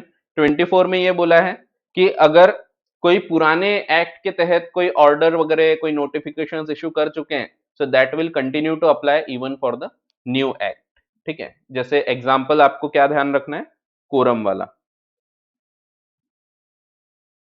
quorum should be physically present even if the meeting is taken on online mode, ठीक है, जैसे कि टेली कॉन्फ्रेंसिंग वगैरह के थ्रू। तो ऐसा है। हाँ, अब कुछ जनरल से पॉइंट्स हैं, बहुत ही सिंपल वाले। यहां तक अब कोई भी डाउट होंगे तो आप पूछ लो, कोई भी डाउट यहां से वहां तक। थोड़ा सा टेक्निकल है एक्ट, सो मैंने आपको पहले ही बताया था ये वाला एक्ट है छोटा सा पर टेक्निकल है, और 4-5 मार्क का आता है, तो कई लोग आपको सजेस्ट भी करेंगे छोड़ के जाओ, मत छोड़ के जाना, आसान सा एक्ट है, आप अगर पढ़ोगे तो बहुत आसानी से समझ जाएगा। बट ऑफ कोर्स आपको एग्जाम्पल्स ध्यान रखना पड़ेगा, आप अपने वर्ड्स में लिखेंगे तो चलेगा। अभी जैसे अपन क्वेश्चन देखेंगे ना, तो आपको समझेगा कि कैसे क्वेश्चन आएंगे, और आपको लगेगा अच्छा ऐसा आएगा, इतना आसान तो इजी आने वाला है, ठीक है। तो आपको अभी लग सकता है और ये सर डिफिकल्ट है, थोड़ा लग रहा होगा आपको, स्वाभाविक सी बात है, थोड़ा पुराने जमाने का है, पुराने टाइप की चीजें हैं इसमें, तो लगने वाला है, बट धीरे से वो आसान हो जाएगा। ये अलग टाइप का एक्ट है ना, क्योंकि सो ऐसा होता है जब भी आप कोई भी नई चीज पढ़ते हैं ना, शुरुआत में डिफिकल्ट लगती है, फिर जैसे ही आप पढ़ने लगेंगे तो आपको फिर से वो आसानी से समझने लगेगा। जैसे कि आपको याद होगा पहले जब फाउंडेशन लेवल पे आप लॉ पढ़ना भी चालू किए थे, तो लॉ भी आपको थोड़ा डिफिकल्ट लगा था, फिर धीरे से वो आसान लगने लगा था। सेक्शन 20 में एक क्वेश्चन आया संस्कार का, लास्ट लाइन फिर से समझाने के लिए। तो लास्ट लाइन क्या बोल रही है, पूरे ही बताता हूं मैं, देखो सिर्फ लास्ट लाइन नहीं, construction of orders issued under enactments. आप जब कोई पर्टिकुलर पॉइंट का, कोई पर्टिकुलर वर्ड का मीनिंग निकाल रहे हैं, अब कई बार क्या होता है ना, जो रूल्स वगैरह बनते हैं उसमें भी चीजें डिफाइन की जाती है। जैसे कि समझो, एक सिंपल सा एग्जांपल देता हूं मैं, कंपनीज एक्ट के तहत कोई रूल्स बनाए जा रहे हैं, और वो रूल्स में लिखा है, सिर्फ वर्ड लिखा है act, with in the act, ऐसा लिखा है। अब ये एक्ट का आप क्या मीनिंग लोगे, ये एक्ट का मीनिंग लोगे आप कंपनीज एक्ट, ठीक है, क्योंकि कंपनीज एक्ट के रूल्स हैं। सो कंपनीज एक्ट का मीनिंग, जो एक्ट मतलब है, दैट मीन्स कंपनीज एक्ट। वहां लिखा है कंपनी, तो कंपनी का मीनिंग क्या लिखो लोगे आप, जो कंपनीज एक्ट में डिफाइन किया है वो लोगे आप। प्रमोटर वर्ड यूज किया है रूल्स में, पर वहां डिफाइन नहीं किया है, तो कौन सा मीनिंग निकालोगे आप, तो जो डिफाइन किया है इन द कंपनीज एक्ट। सो वही चीज है, पढ़ के बताता हूं। वेयर बाय एनी लेजिस्लेशन और regulation a power to issue order, scheme, rule, form, bylaw is conferred, then expressions used, for example promoter, company, act, ये सब चीजें in the notification, order, scheme, form और bylaw shall, unless there is anything repugnant in the subject or context। अगर कुछ meaning बदल रहा है, वहां कुछ और बोलना चाह रहे थे, तो आप फिर कंपनीज एक्ट का मीनिंग नहीं उठाओगे। लेकिन अगर ऐसा कुछ नहीं है, तो have the same respective meaning as in the act और the regulation conferring power. So ultimately बोला यह गया है कि वो जो एक्ट में मीनिंग दिया है वही मीनिंग आप यहां पे यूज करेंगे, ठीक है। समझा क्या, सिंपल है। नहीं समझा तो फिर से पूछ सकते हैं आप।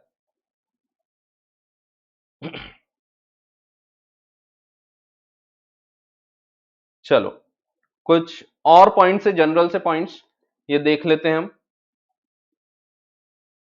सेक्शन नंबर 25 टू 30 मिसलेनियस, छोटे मोटे कुछ और पॉइंट्स हैं। पहला कोई काम का नहीं, रिकवरी ऑफ फाइन्स। फाइन्स कैसे रिकवर किए जाएंगे, अगर कोई कानून में लिखा है कि आपको पेनल्टीज लग रही है तो वो रिकवर करना है, अब पेनल्टी भरा नहीं किसने तो कैसे करेंगे, ये कहीं नहीं लिखा रहता। आपने देखा है ना, कंपनीज एक्ट में क्या लिखा है कि director will be liable, company will be liable, लेकिन ये कहीं नहीं लिखा है वो नहीं भरेगा तो क्या करेंगे, कैसे रिकवर करोगे, भरा ही नहीं उसने, नहीं भरता बोल रहा हो, क्या करोगे आप, तो ये गुनाह है। और अगर गुनाह होता है तो आईपीसी लगता है, इंडियन पेनल कोड। सो वही चीज बताई गई है, रिकवरी ऑफ फाइन्स कैसे होगी, जैसे आईपीसी और सीआरपीसी में बताई गई है, कोड ऑफ क्रिमिनल प्रोसीजर। सो ये दो बुक है, आईपीसी जिसमें जो पेनल प्रोविजंस है वो बताए गए हैं, और सीआरपीसी जिसमें प्रोसीजर बताई है कि कोर्ट कैसे क्या एक्ट करेगा, कोर्ट कैसे क्या प्रोसीजर अप्लाई करेगा। सो ये दोनों चीजों के रूल्स लगते हैं। तो रिकवरी ऑफ फाइन्स एग्जाम के लिए काम का नहीं है। Section 63 to 70 of the IPC, Indian Penal Code, and the provision of Code of Criminal Procedure for the time being in force in relation to the issue and execution of warrant, warrant भेजे जाएंगे, for levy of fines shall apply to all fines issued under Act regulation, rule or bylaw unless the act, regulation, rule or bylaw contains any express provision to the contrary। कुछ और लिखा है तो वैसा होगा, कुछ नहीं लिखा है तो जैसा आईपीसी में और सीआरपीसी में बताया है वैसे रिकवरी की जा सकेगी। ठीक है, फिर provisions as to offence punishable under two और मोर एनेक्टमेंट्स। आपने कई बार मूवीज में देखा होगा, मूवी में आपने देखा होगा एक हीरो रहता है, उसके ऊपर आरोप लगाया जाता है कि उसने किसी का खून किया है, फिर अल्टीमेटली वो जाता है और जिसने एक्चुअल में खून किया रहता है उसको मार डालता है। अब वो जब मारते रहता है तो उसको पुलिस वाले रोकते हैं, पुलिस वाले बोलते हैं नहीं, तुम इसको नहीं मार सकते, कानून को अपने हाथ में मत लो, तुमने ऑलरेडी एक खून कर चुका है। अब वो बोलता है कि पुलिस वालों को बोलता है कि देखो, एक खून की सजा भी फांसी और दो खून की सजा भी फांसी। तो वो फिर से खून कर डालता है। ऐसा मूवीज में देखा होगा आपने। सो वैसे ही यहां पे बताया कि कभी कभी ऐसा होता है कि दो गुनाह किए गए या एक गुनाह की दो जगह सजा दी गई, ऐसा भी होता है। तो क्या दो बार सजा होगी? दो मर्डर किए दो बार लटकाया जाएगा उसको? नहीं, एक ही बार सजा होगी। ठीक है, एक सजा दी जाती है। दोनों में से दो एक्ट में अगर कोई सजा हो रही है, ये इंपॉर्टेंट है, ये ध्यान रखना। कभी कभी एक ऑफेंस होगा जो कि पनिशेबल अंडर टू एक्ट्स है। जैसे कोई गुनाह किया आपने जिसमें समझो इनकम टैक्स एक्ट भी लगता है और फॉरेन एक्सचेंज मैनेजमेंट एक्ट भी लगता है, दोनों में पेनल्टी बताई गई है, तो दोनों के हिसाब से पेनल्टी नहीं होगी, कोई भी एक पेनल्टी लगेगी। ठीक है, सो वो दिया है। वेर एन एक्ट और omission constitutes an offence under two और मोर एनेक्टमेंट्स, दो या दो से ज्यादा एक्ट में इसको ऑफेंस बोला गया है, गुनाह बोला गया है, then the offender shall be liable to be prosecuted and punished under either or any of those enactments, any, not both, either or any of those enactments, but shall not be punished twice for the same offense। एक ही चीज के लिए दो बार उसको punish नहीं किया जा सकता। ठीक है, तो ऐसा है। अगला पॉइंट अगेन इंपॉर्टेंट है, service by post. Service by post का क्या मतलब है? आपको मैंने बताया था, याद करो, आपने इवन बचपन में भी पढ़ा था कि कभी कभी क्या होता है कि एक कोई व्यक्ति है दूसरे व्यक्ति को लेटर लिख के भेजता है, और ये लेटर समझो रास्ते में गुम जाता है। हमने प्रॉपरली लेटर लिख के भेजा था, लेटर हमने भेजा था प्रॉपर एड्रेस लिख के, साथ में इसको रजिस्टर्ड पोस्ट से भेजा था। रजिस्टर्ड पोस्ट का क्या मतलब होता है? रजिस्टर्ड पोस्ट का मतलब होता है जब आप पोस्ट ऑफिस जाएंगे और बोलेंगे कि मुझे ये लेटर भेजना है रजिस्टर्ड पोस्ट से, तो वो क्या करेंगे, वो आपके लिए एक लिस्ट बनाएंगे। जब पोस्टमैन आता है आपके यहाँ, फिर पोस्टमैन क्या करेगा, पोस्टमैन एक लिस्ट लेके आएगा, उसमें बहुत सारे लोगों के नाम लिखे होते हैं, उसमें आपका भी एक नाम लिखा होगा। जैसे समझो मैं आपको भेज रहा हूं रजिस्टर्ड पोस्ट से, सो मैं जाके पोस्ट ऑफिस में बोलूंगा मैं रजिस्टर्ड पोस्ट से ये पर्टिकुलर चीज भेजना चाह रहा हूं। पोस्ट ऑफिस वाले लेटर रख लेंगे, मेरे से पैसा ले लेंगे, और फिर वो एक चिट्ठी बनाएंगे, एक लिस्ट बनाएंगे।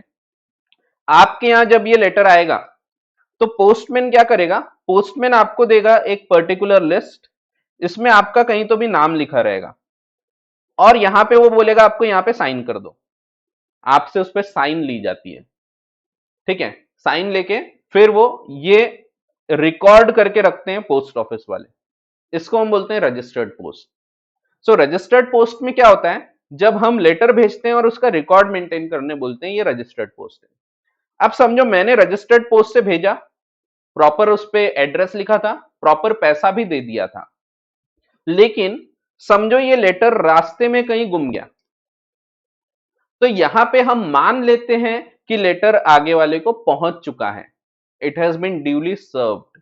तो सर्विस बाय पोस्ट, जब पोस्ट के थ्रू लेटर भेजा जाता है, तीन कंडीशंस इंपॉर्टेंट है, प्रॉपरली एड्रेस्ड होना चाहिए, प्री पेइंग होना चाहिए, पैसा पहले से भरा हुआ, and posting bye registered post होना चाहिए, तो मान लिया जाएगा आगे वाले को पहुंच चुका है। ठीक है, सो देखो, वेर एनी लेजिस्लेशन और regulation requires any document to be served by post, then unless a different intention appears, इसके विपरीत कुछ और लिखा है तो वैसा होगा, कुछ नहीं लिखा है तो ये रूल अप्लाई होगा। the service shall be deemed to be effected by properly addressing, prepaying and posting by registered post. A letter containing the document to have been effected at the time when the letter would have been delivered in the ordinary course of post. तो जैसे मैंने बोला कि मान लिया जाएगा कि letter पहुंच गया, लेकिन कब पहुंचा? तो जो ऑर्डिनरी टाइम लगता है, समझो नागपुर से मुंबई भेजने को एक दिन लगता है, तो एक दिन में पहुंच चुका है मान लिया जाएगा within that reasonable time. ठीक है, पर ये क्या है? Unless a different intention appears. In simple words, कभी कभी लिखा होता है कि आपको स्पीड पोस्ट करना है, तो फिर ये रूल नहीं अप्लाई होगा। कभी कभी लिखा होता है आपको आरपीएडी करना है, रजिस्टर्ड पोस्ट एक्नॉलेजमेंट ड्यू। कभी कभी किसी किसी कानून में लिखा होता है रजिस्टर्ड पोस्ट बट साथ में एक्नॉलेजमेंट ड्यू, एडी। सो एक्नॉलेजमेंट ड्यू में क्या होता है ना, रजिस्टर्ड पोस्ट की प्रोसेस तो रहती है, साथ में एक एडिशनल चीज होती है, यहां पे एक छोटा सा एक्नॉलेजमेंट आप चिपका के देते हैं, एक स्टेपलर से आप उसको स्टेपल कर देते हैं, एक्नॉलेजमेंट। एक्नॉलेजमेंट क्या होता है? पोस्ट कार्ड जैसा दिखेगा आपको। अब क्या होगा ना, अब मैंने ये लेटर में आरपीएडी किया था, आपके पास ये लेटर पहुंचता है, तो पोस्टमैन इस पे तो साइन लेगा ही, इसके अलावा ये जो लगा है छोटा सा एक्नॉलेजमेंट, ये डिटैच करेगा, इस पे साइन लेगा आपकी, और ये मेरे पास वापस आता है, तो एक्नॉलेजमेंट वापस आता है, तो इसको हम बोलते हैं एक्नॉलेजमेंट ड्यू। ठीक है, अगर किसी कानून में लिखा है कि आपको आरपीएडी से भेजना है, तो फिर ये भी लगाना पड़ेगा, फिर सिर्फ ये पॉइंट पूरे होने से रजिस्टर्ड पोस्ट से पूरा सर्विस नहीं माना जाएगा। सर्विस का क्या मतलब है? आगे वाले को पहुंच चुका है। तो देखो, सर्व करने का मतलब होता है मिल जाना, सर्व करने का मतलब भेज देना नहीं होता, मिल जाना होता है। ठीक है, सो जब मैं बोल रहा हूं कि सर्व हो गया, सर्व बाय पोस्ट, दैट मीन्स आगे वाले को मिल गया, तो मान लिया जाता है उसको मिल चुका है। अब कभी कभी क्या होता है ना, जैसे मैं कभी कोई नोटिस भेज रहा हूं, मैंने इस व्यक्ति को नोटिस भेजा, इसको समझ गया कि ये जो लेटर है शर्मा जी के पास से आया है, तो ये जो लेटर है इसमें कुछ तो भी गड़बड़ है, इसमें कुछ ना कुछ नोटिस होगा, मुझे कुछ मुझसे कुछ क्लेम करने के लिए भेजा होगा। इन्होंने मना कर दिया कि नहीं नहीं मेरे को नहीं होना, वापस ले जाओ, और ये पूरा लेटर मेरे पास वापस आ गया। जब मना कर देता है आगे वाला तो ये वापस आ जाता है, या समझो इसके घर पे ताला लगा था और ये वापस आ गया, तो यहां भी मान लिया जाता है कि ये सर्व हो चुका है, आगे वाले को मिल चुका है। ठीक है, तो ऐसा है। देखो एक केस दिया है, United commercial bank versus Bhimsen Makhija. A notice when required under the statutory rule to be sent by RPED, registered post acknowledgement due, is instead sent by registered post only, पर उसको भेज दिया सिर्फ registered post से, so it is not valid service. The protection of presumption regarding service of notice under registered post under this section of the act is neither tenable nor based on the sound exposition of law. That means it is not valid. In simple terms, it is not valid. फिर एक और case है, Jagdish Singh versus Nathu Singh. So इस case में supreme court ने क्या बोला था? It was held that where a notice is sent to the landlord by registered post, sent by होना चाहिए, ठीक कर लो। It was held that where a notice is sent by the landlord by registered post and the same is return by the tenant with an endorsement of refusal. वही point है जो मैंने बताया कि एक लैंडलॉर्ड है, लैंडलॉर्ड टेनेंट को notice भेजता है और ये वापस आ जाता है और इसमें लिखा कि उसने रिफ्यूज कर दिया, तो टेनेंट को पता था कि ये मुझे खाली करने का नोटिस होगा कि साहब अपना मकान खाली करो, मेरे को जरूरत है, सो इसीलिए उसने लिया नहीं, उसने बोल दिया मैं नहीं लेता है लेटर, वापस ले जाओ, तो मान लिया जाएगा, it will be presumed that it has been duly served, मान लिया जाएगा कि बराबर नोटिस भेज दिया गया था। ठीक है, तो ऐसा है। फिर एक और दिया है, वंदना गुलाटी वर्सेस गुरमीत सिंह अलियास मंगल सिंह का एक केस है। It was held that where notice is send by registered post to a person concerned at proper address is deemed to be served upon him in due course unless contrary is proved. Endorsement not claimed या not met, नहीं मिला वो, या उसने नहीं लिया, वापस कर दिया, is sufficient to prove deemed service of notice, तो मान लिया जाएगा आगे वाले को मिल गया। सो इसीलिए ले लेना पुराता है। कई बार क्या होता है ना, नोटिस भेजा गया, जैसे मैंने समझो किसी को नोटिस भेजा, आगे वाला लेता नहीं, वो बोलता नहीं नहीं नोटिस है ना, मैं वापस कर रहा, मेरे को नहीं चाहिए। लेकिन ये गलती होती है, क्योंकि एटलीस्ट वो लेगा तो कम से कम उसको पता तो लगेगा उसमें क्या लिखा था। अब लेते ही नहीं, वापस कर देते तो पता ही नहीं लगता क्या लिखा था। सो ये दिक्कत हो जाती है, तो इसीलिए नोटिस कभी आते हैं तो ले लेना चाहिए। अगर नहीं लेंगे, वो एक्सेप्ट नहीं करेंगे, तो भी इट विल बी डीम्ड कि वो सर्व हो चुका है। ठीक है, फिर अब कुछ जनरल से पॉइंट्स हैं, यहां तक के पूरा लगभग कंप्लीट हो चुका है। अब आगे कुछ छोटे मोटे पॉइंट्स हैं वो देखते हैं। साइटेशन ऑफ एनेक्टमेंट्स, कोई एक कानून को आपको अगर साइट करना है, साइटेशन देना है, तो कैसे दोगे आप? जैसे मुझे बताना है कि कंपनीज एक्ट में ऐसा ऐसा लिखा है, सो मैं कैसे उसको साइट करूंगा? मैं पहली चीज तो उसका नाम लिखूंगा, साथ में उसका ईयर लिखूंगा। ठीक है, इस प्रकार से साइट करते हैं आप। समझो मुझे कोई पर्टिकुलर सेक्शन साइट करना है, सो मैं क्या बताऊंगा? मैं वो सेक्शन लिख दूंगा। So as per section 35 of companies act 2013। जब मैंने सेक्शन लिख दिया, तो कितना सेक्शन अप्लाई होगा? तो जहां से ये सेक्शन 35 चालू होता है, वहां से जहां पे खत्म होता है, यहां तक पूरा सेक्शन अप्लाई होता है। ये चीज क्लैरिफाई की है, वैसे ये नहीं बताते तो भी चलता, बट ये चीज यहां पे लिखी है सेक्शन 28 में। तो सेक्शन 28 क्या बोलता है?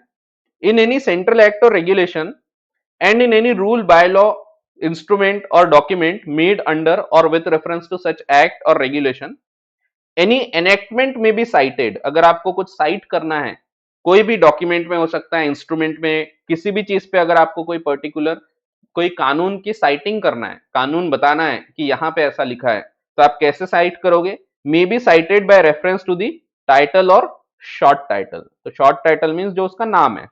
ठीक है, जैसे the companies act, conferred thereon, or by reference to the number and years thereof, and any provision in any enactment may be cited। और अगर आपको प्रोविजन साइट करना है, सिर्फ प्रोविजन, पूरा एक्ट नहीं, सिर्फ एक पर्टिकुलर सेक्शन साइट करना है, सो may be cited by reference to the section or subsection of the enactment in which the provision is contained। ठीक है, सो आप साइट कैसे करोगे? सो आप सेक्शन का नाम लिख दोगे ऑफ कंपनीज एक्ट 2013, ये हो गया साइटिंग। अब जब साइट किया तो कहां से कहां तक के वो साइटिंग होगी? सो शुरुआत के वर्ड से लेके आखिरी के वर्ड तक, ये चीज सबसेक्शन 2 बताता है। In this act and in any central act और regulation made after the commencement of this act, a description or citation of a portion of another enactment shall, unless a different intention appears, be construed as including the word, section or other part mentioned or referred to as forming the beginning and forming the end of the portion comprised in the description or citation। so कहां से कहां तक रहेगा? From the beginning to the end. वैसे ये बोलने की आवश्यकता नहीं थी, बट फिर भी क्लैरिफाई कर दिया। एंड टू द एंड का मतलब है it will include all the explanations as well. ठीक है, जब तक अगला सेक्शन चालू नहीं होता तब तक पुराना सेक्शन चल रहा है। ठीक है, so it will include even the explanations etcetera. ठीक है, तो ऐसा है। अगला पॉइंट सिंपल है, saving of previous enactment rules and bylaws. So saving clause बोलते हैं इसको। सो ये क्या बोलता है? Provisions of this act respecting the construction of the acts, regulations, rules, bylaws made after the commencement of this act shall not affect the construction of any act, regulation, rule or bylaw made before the commencement of this act, although the act, regulation, rule, bylaw is continued or amended by act or regulations, bylaws made after the commencement of this act। समझा के बताता हूं। तो देखो, पढ़ लिए तो पढ़ने से नहीं समझती ये चीजें मैं समझा के बताता हूं। जैसे समझो आपका ये एक्ट है, समझो ये एक्ट चालू हुआ आपका 1897 में। ठीक है, अब 1897 में चालू हुआ, दैट मीन्स ये कहां से अप्लाई होगा? It will apply from this date, except जो कुछ डेफिनेशंस बोली है जो पहले वालों को भी लगेगी वो लगेगी। बाकी जो एक्ट है ये कहां से अप्लाई होगा? इसके बाद से ये अप्लाई होना चालू होगा। ठीक है, अब समझो कोई एक कानून यहां पे बनाया गया था, एक कानून बना था, पर्टिकुलर कोई एक्ट है जो बनाया गया है 1870 में समझो। अब इसको ये लगेगा क्या? सो नहीं, इसको नहीं लगेगा। अब समझो ये एक्ट को अमेंड किया या ये एक्ट में कुछ एक्स्ट्रा आया, यही एक्ट है समझो, सेम एक्ट, इसको अमेंड किया यहां पे, समझो अमेंडमेंट एक्ट आ गया 1920 में, 1920। अब क्या ये अमेंडमेंट एक्ट को ये अप्लाई होने लगेगा? The answer is no, it will not apply to this amendment act as well. क्यों? क्योंकि मेन एक्ट को नहीं लग रहा तो उसके अमेंडमेंट को नहीं लगेगा। जैसे एक सिंपल एग्जांपल, कंपनीज एक्ट 2013 है, कंपनीज अमेंडमेंट एक्ट 2020 आ गया, तो 2013 के एक्ट को अगर नहीं लग रहा तो 20 को भी नहीं लगेगा, वैसे ही है। सो समझो 1870 का एक्ट था, इसके पहले का था, तो इसको ये नहीं लगता है, तो इसके बाद इस एक्ट का कोई अमेंडमेंट एक्ट होगा तो उसको भी अप्लाई नहीं होगा। ठीक है, सो ये है सेविंग। सो देखो फिर से पढ़ो, अब देखो समझेगा। Provisions of this act respecting the construction, construction यानी मीनिंग निकालना, of acts, regulations, rules or bylaws made after the commencement of this act shall not affect the construction of an act, regulation, rule or bylaw made before the commencement of this act. Although भले ही, तो ये पहले वालों को नहीं लगेगा, भले ही the act, regulation, rule or bylaw is continued or amended by an act, regulation, rule or bylaw made after the commencement of this act. ठीक है, सो अल्टीमेटली बोल रहे क्या है कि अगर यहां कोई कानून बने थे और उस कानून का अमेंडमेंट एक्ट बाद में बना है, तो ऐसे केस में ये एक्ट इसको नहीं लग रहा तो इसको भी नहीं अप्लाई होगा। ठीक है, सो वैसे एग्जाम के लिए कोई काम का नहीं है, बट फिर भी ये सेविंग क्लॉज कहते हैं इसको, सेविंग फॉर प्रीवियस एनेक्टमेंट्स। अब सिंपल एक और बेकार का सेक्शन है, सिंपल ये बोल रहा है कि ये जो एक्ट है ये इवन ऑर्डिनेंस को लगेगा। ऑर्डिनेंस का क्या मतलब है? मैंने आपको बताया था, ऑर्डिनेंस जो होते हैं ये भी एक्ट जैसे ही होते हैं, बट जब संसद नहीं होता तो उस टाइम पे ऑर्डिनेंस के थ्रू कानून बनाए जाते हैं। जब पार्लियामेंट नहीं बैठ सकती तो उस टाइम पे सरकार ऑर्डिनेंस पास कर देती है। ठीक है, सो एक्ट जैसे ही होते हैं, and this act will apply to acts as well as ordinances. ठीक है, ऊपर तक सिर्फ रेगुलेशंस रेगुलेशंस वर्ड लिखे थे, बट यहां क्लैरिफाई कर दिया it will apply even to ordinances. So क्या क्या लगेगा देखते हैं। In this act, the expression central act, wherever it occurs, except in section 5, and the word act in clauses 9, 13, 25, 40, 43, 53, 54 of 3, and in section 25 shall be deemed to include ordinance made and promulgated by the Governor General under section 23 of Indian Councils Act, or section 72 of Government of India Act, or section 42 of Government of India Act, or ordinance promulgated by president under article 123 of constitution. So article 123 क्या बताता है? ये वही बताता है कि जब संसद नहीं है तो ऐसे केसेस में ऑर्डिनेंस बनाए जा सकते हैं बाय गवर्नमेंट। ऑफ कोर्स उसमें भी प्रेसिडेंट की साइन लगेगी, but it will not be passed in both the houses of parliament. ठीक है, सो इसको संसद के दोनों जब सत्र नहीं है तो उस टाइम पे इसको पास नहीं कराया जा सकता, तो ऐसे केसेस में सीधा प्रेसिडेंट की एसेंट लेके इसको अप्लाई कर देते हैं। ठीक है, जैसे कंपनीज अमेंडमेंट ऑर्डिनेंस 2020। सो ऑर्डिनेंस मींस एक्ट बनने का था बट इसको चालू कर दिया गया। ठीक है, सो ऐसा।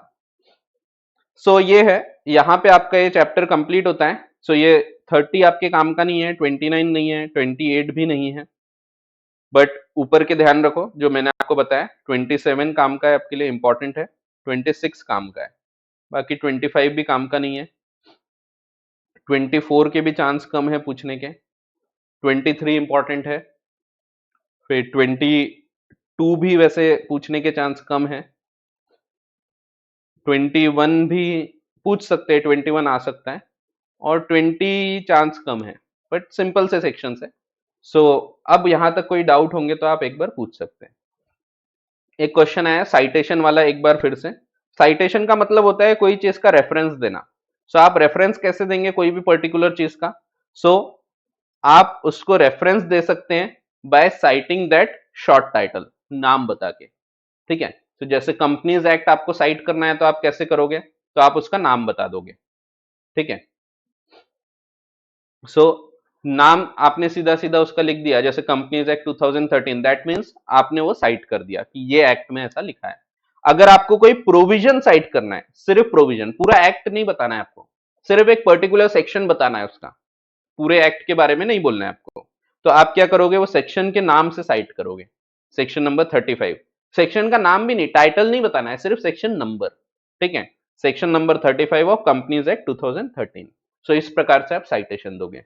और उसी का सबसेक्शन 2 बोलता है, जब आपने लिखा section number 35 of companies act 2013, तो ये कहां से कहां तक लगेगा, सो it will start from the beginning and till and, तो यहां से यहां तक पूरा सेक्शन 35 विल अप्लाई, ठीक है।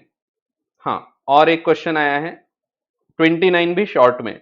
29 सिंपल ये बोलता है कि अगर आपका कोई कानून जिसको ये एक्ट अप्लाई नहीं होता, 1897 में आपका जनरल क्लॉजेस एक्ट आया, जनरल क्लॉजेस एक्ट अप्लाई नहीं होता इसके पहले के कानून को, ठीक है।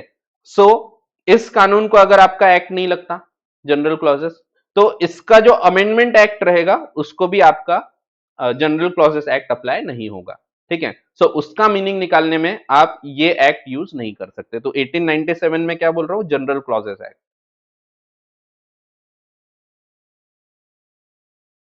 ठीक है। तो ऐसा है। हाँ, और कोई डाउट पूछ लो, किसी ने हैंड रेस किया है। कौन सा? हाँ, सर्विस बाय पोस्ट। हम्म।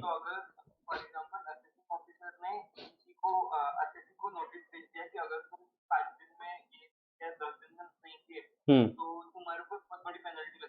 हम्म।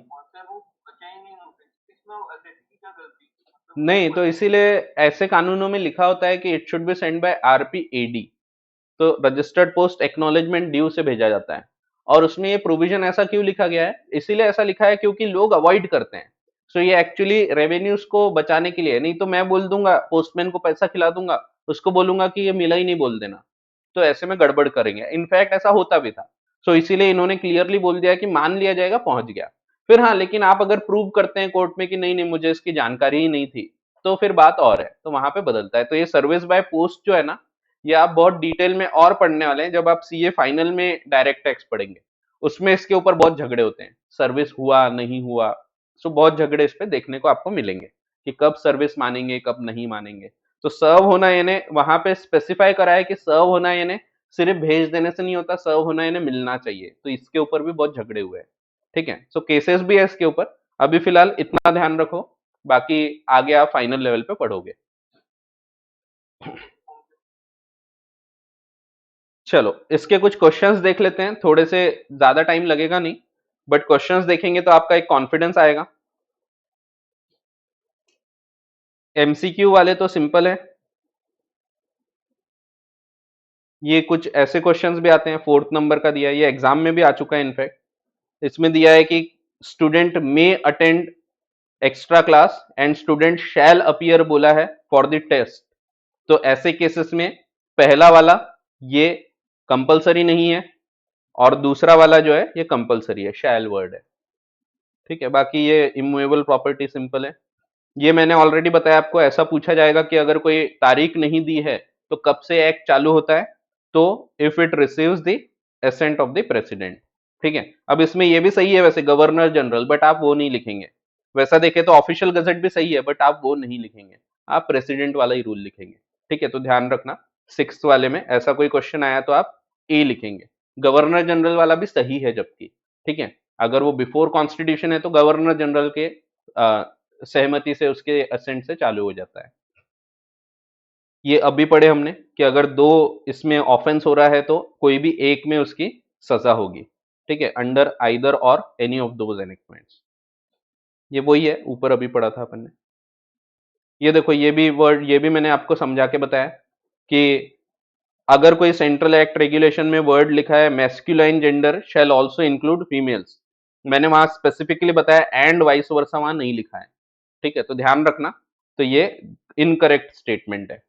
वैसे ही अगर सिंगुलर है to include plural but not vice versa, तो ये भी गलत हो गया। So both the statements are incorrect. ये रिपीलिंग एक्ट अभी नहीं समझेगा आपको, ये बाद में अगले चैप्टर में ही आने वाला है और डिटेल में। फिर भी आपको नाम पता है रिपीलिंग एक्ट।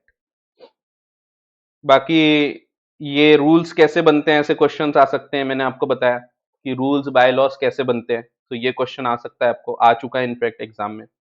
रिपील और डिलीशन में फर्क, ये 2 लाइन का आंसर है छोटा सा, पर अगर पढ़ोगे तो लिख पाओगे, नहीं पढ़ोगे तो लिख भी नहीं पाओगे।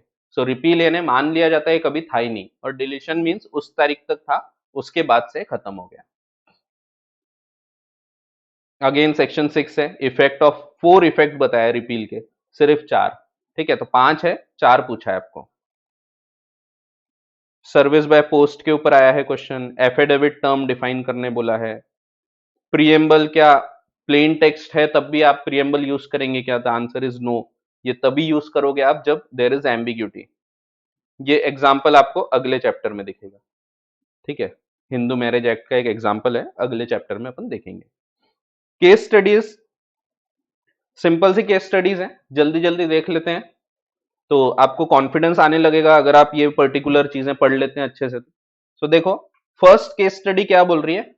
कोमल limited declares dividend for its shareholders in its annual general meeting held on 27 September, referring to the provisions of General Clauses Act and Companies Act, advise the dates during which Komal Limited is required to pay the dividend. So 28 तारीख से चालू होगा, 27 को AGM हुई थी। सो अगर dividend declare हुआ है तो विद इन 30 डेज पे हो जाना चाहिए एज पर कंपनीज एक्ट। और दिन कब से चालू होंगे? 28 से चालू होंगे, 28 से। ठीक है, सो 27 को आप एक्सक्लूड करोगे और अगले महीने का 27 इंक्लूड किया जाएगा। ठीक है, तो ऐसा है, तो सिंपल है। फिर the dates during which Komal limited is required to transfer the unpaid और unclaimed dividend to unpaid dividend account.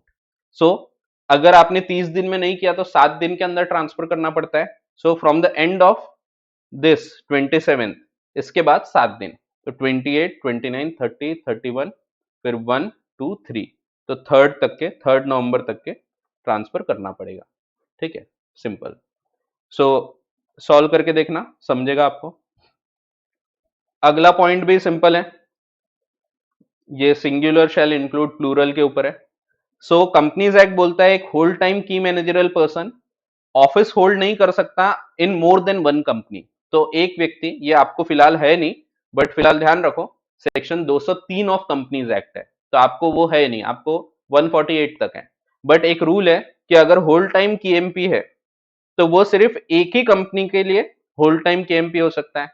सोच के देखो, सही बात है, अगर मैं 2 जगह होल टाइम हूं तो होल टाइम कैसे रहा? सो मैं कहीं भी एक ही जगह हो सकता हूं। बट साथ में ये भी अलाउ किया है कि आप इस कंपनी की सब्सिडरी में होल टाइम केएमपी हो सकते हैं, एक और सब्सिडरी अगर इसकी, तो इसमें भी आप अगर होल टाइम केएमपी होना चाहते हैं तो हो सकते हैं।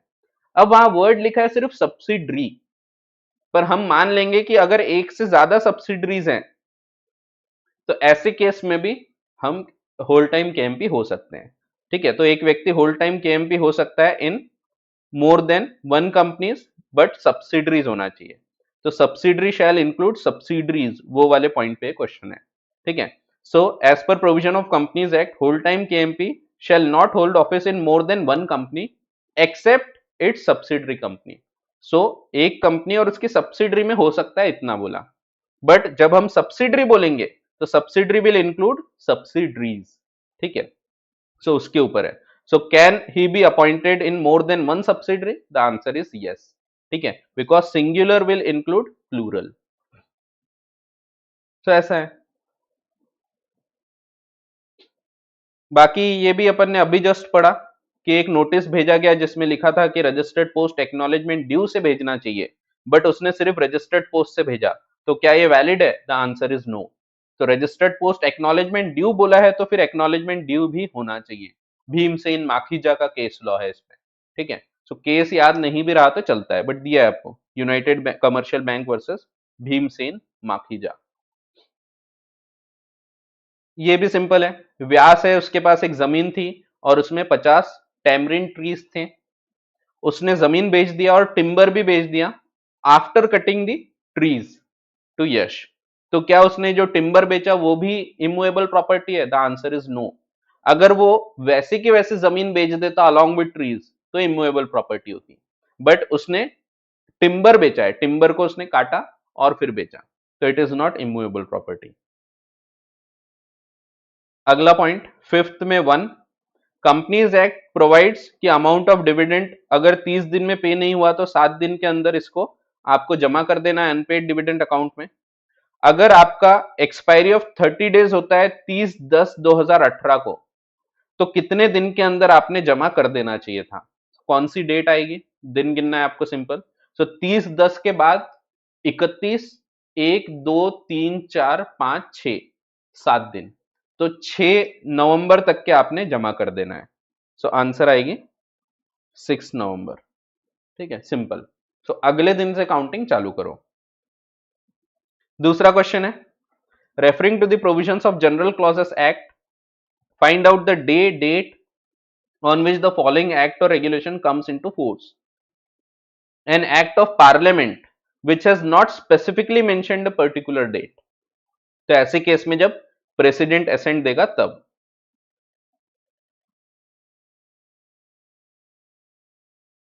और सेबी का issue of capital and disclosure requirements fifth amendment regulation issue किया गया था 14 अगस्त को, लेकिन 1 जनवरी से बोला था चालू होगा, तो ये कब से चालू होगा? 1 जन। ठीक है, जो डेट मेंशन है वहां से। सो वही है। सो पहले इसमें जब it receives the assent of president, और दूसरे इसमें 1 जनवरी instead of notification date, date of notification.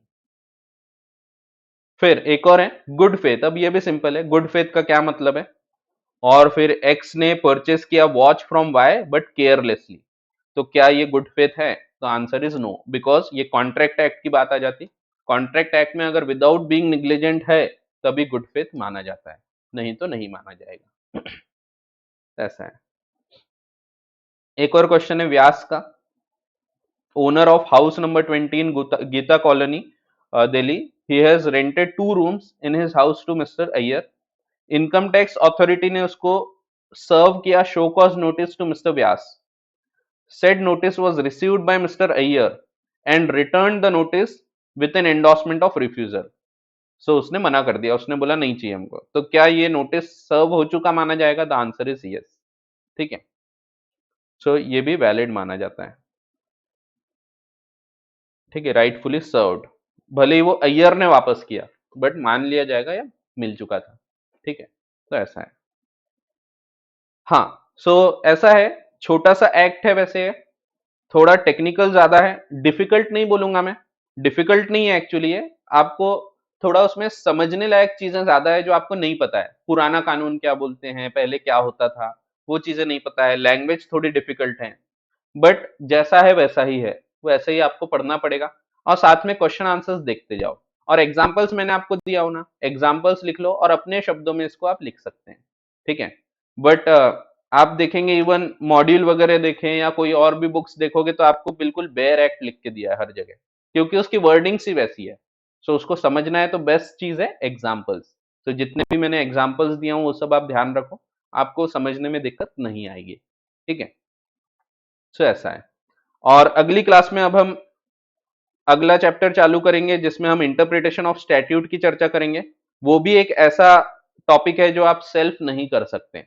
ठीक है, सो वो भी इंपॉर्टेंट है, पूरी क्लासेस करना उसकी। अगर एक भी क्लास मिस हुई सो वो बहुत डिफिकल्ट जाएगा फिर।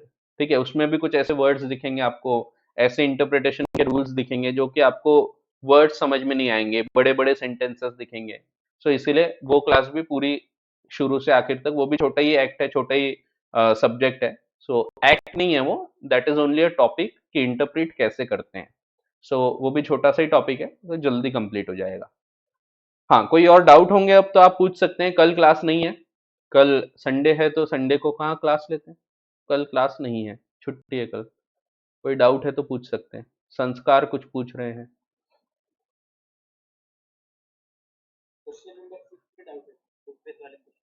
हाँ बोलो।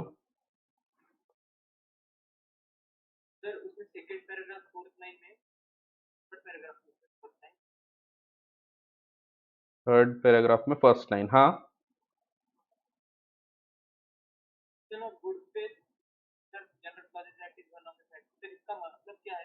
That means it will depend on facts and circumstances of each case. तो जब हम बोलते हैं कि it is a question of fact, that means वो डिपेंड करेगा कि कौन सी चीज की बात हो रही। जैसा कि हमने देखा कॉन्ट्रैक्ट एक्ट में गुड फेथ तभी मानेंगे हम जब ये निग्लिजेंट नहीं है, ठीक है। तो भले यहाँ पे डेफिनेशन में बोला है कि अगर निग्लिजेंट है या नहीं है तो भी हम गुड फेथ मानते हैं, तो if it is honestly. But हम जब ये दूसरे कोई रूल पढ़ेंगे, दूसरा कोई कानून पढ़ेंगे, तो हो सकता है डेफिनेशन चेंज होगी। सो उसका मीनिंग है it is a question of fact. So it will depend from facts and circumstances of each case कि ये डेफिनेशन लगेगी या नहीं लगेगी।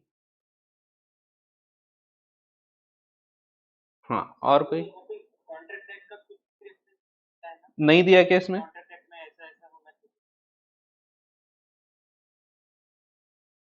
हाँ, इसमें गुड फेथ में माना गया है, पर आपने साथ में वो लिख देना चाहिए कि अगर लेकिन गुड फेथ नहीं माना जाएगा अगर कॉन्ट्रैक्ट एक्ट को भी आप साथ में पढ़ते हैं तो, और ये कॉन्ट्रैक्ट ही है एक हिसाब से। सो कॉन्ट्रैक्ट एक्ट का एक नोट लिख देना नीचे में, ठीक है। तो आखिर में एक नोट लिख देना, but as per contract act आप गुड फेथ में नहीं मान सकते if it is done negligently, ठीक है।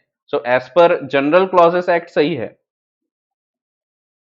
और आपको लेकिन आप ये भी लिख सकते हैं क्योंकि यहाँ स्पेसिफिकली पूछा है as per general clauses act, क्या ये सही है? तो आपको लिखना पड़ेगा yes, general clauses act, yes it is in good faith, ये गुड फेथ में माना जाएगा, ठीक है।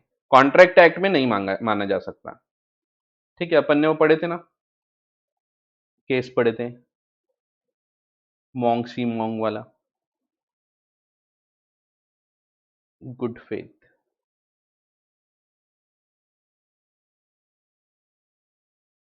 ये वाला मॉन्ग सी मॉन्ग, ठीक है। सो ये केस में बताया गया था good faith question of fact है। सो अगर कॉन्ट्रैक्ट एक्ट के हिसाब से देखें तो फिर ये वैलिड नहीं रहेगा। चलो तो ठीक है, और कोई डाउट? हाँ बोलो। हाँ, तो जनरल क्लॉजेस एक्ट के हिसाब से यही है कि it is in good faith, अगर ऑनेस्टली किया है, वेदर इट इज डन निग्लिजेंटली और नॉट। तो even if there is negligence तो भी हम इसको गुड फेथ मानते हैं as per general clauses act.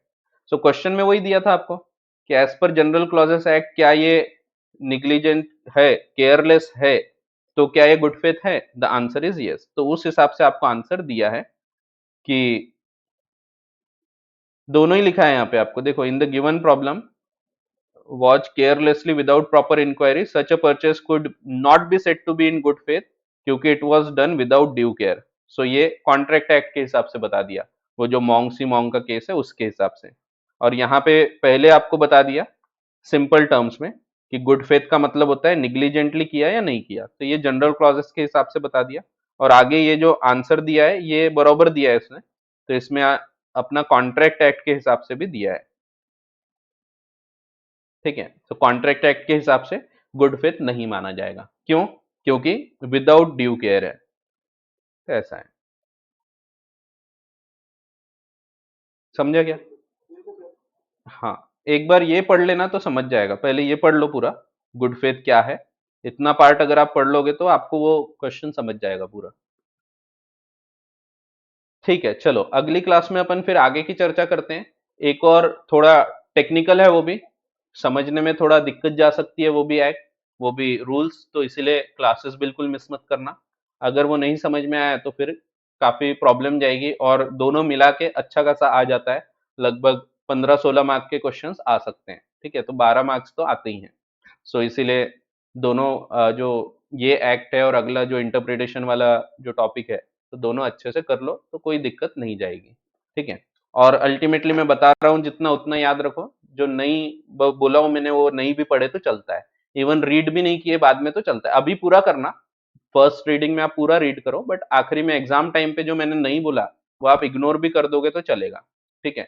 सो जितना मैंने इंपॉर्टेंट बताया बस उतना ध्यान रखो, उतना लिख के आना, सफिशिएंट है उतना, ठीक है। चलो सो कंक्लूड करते हैं, अगली क्लास में मिलते हैं, तो कल नहीं है, मंडे को मिलेंगे। Thank you.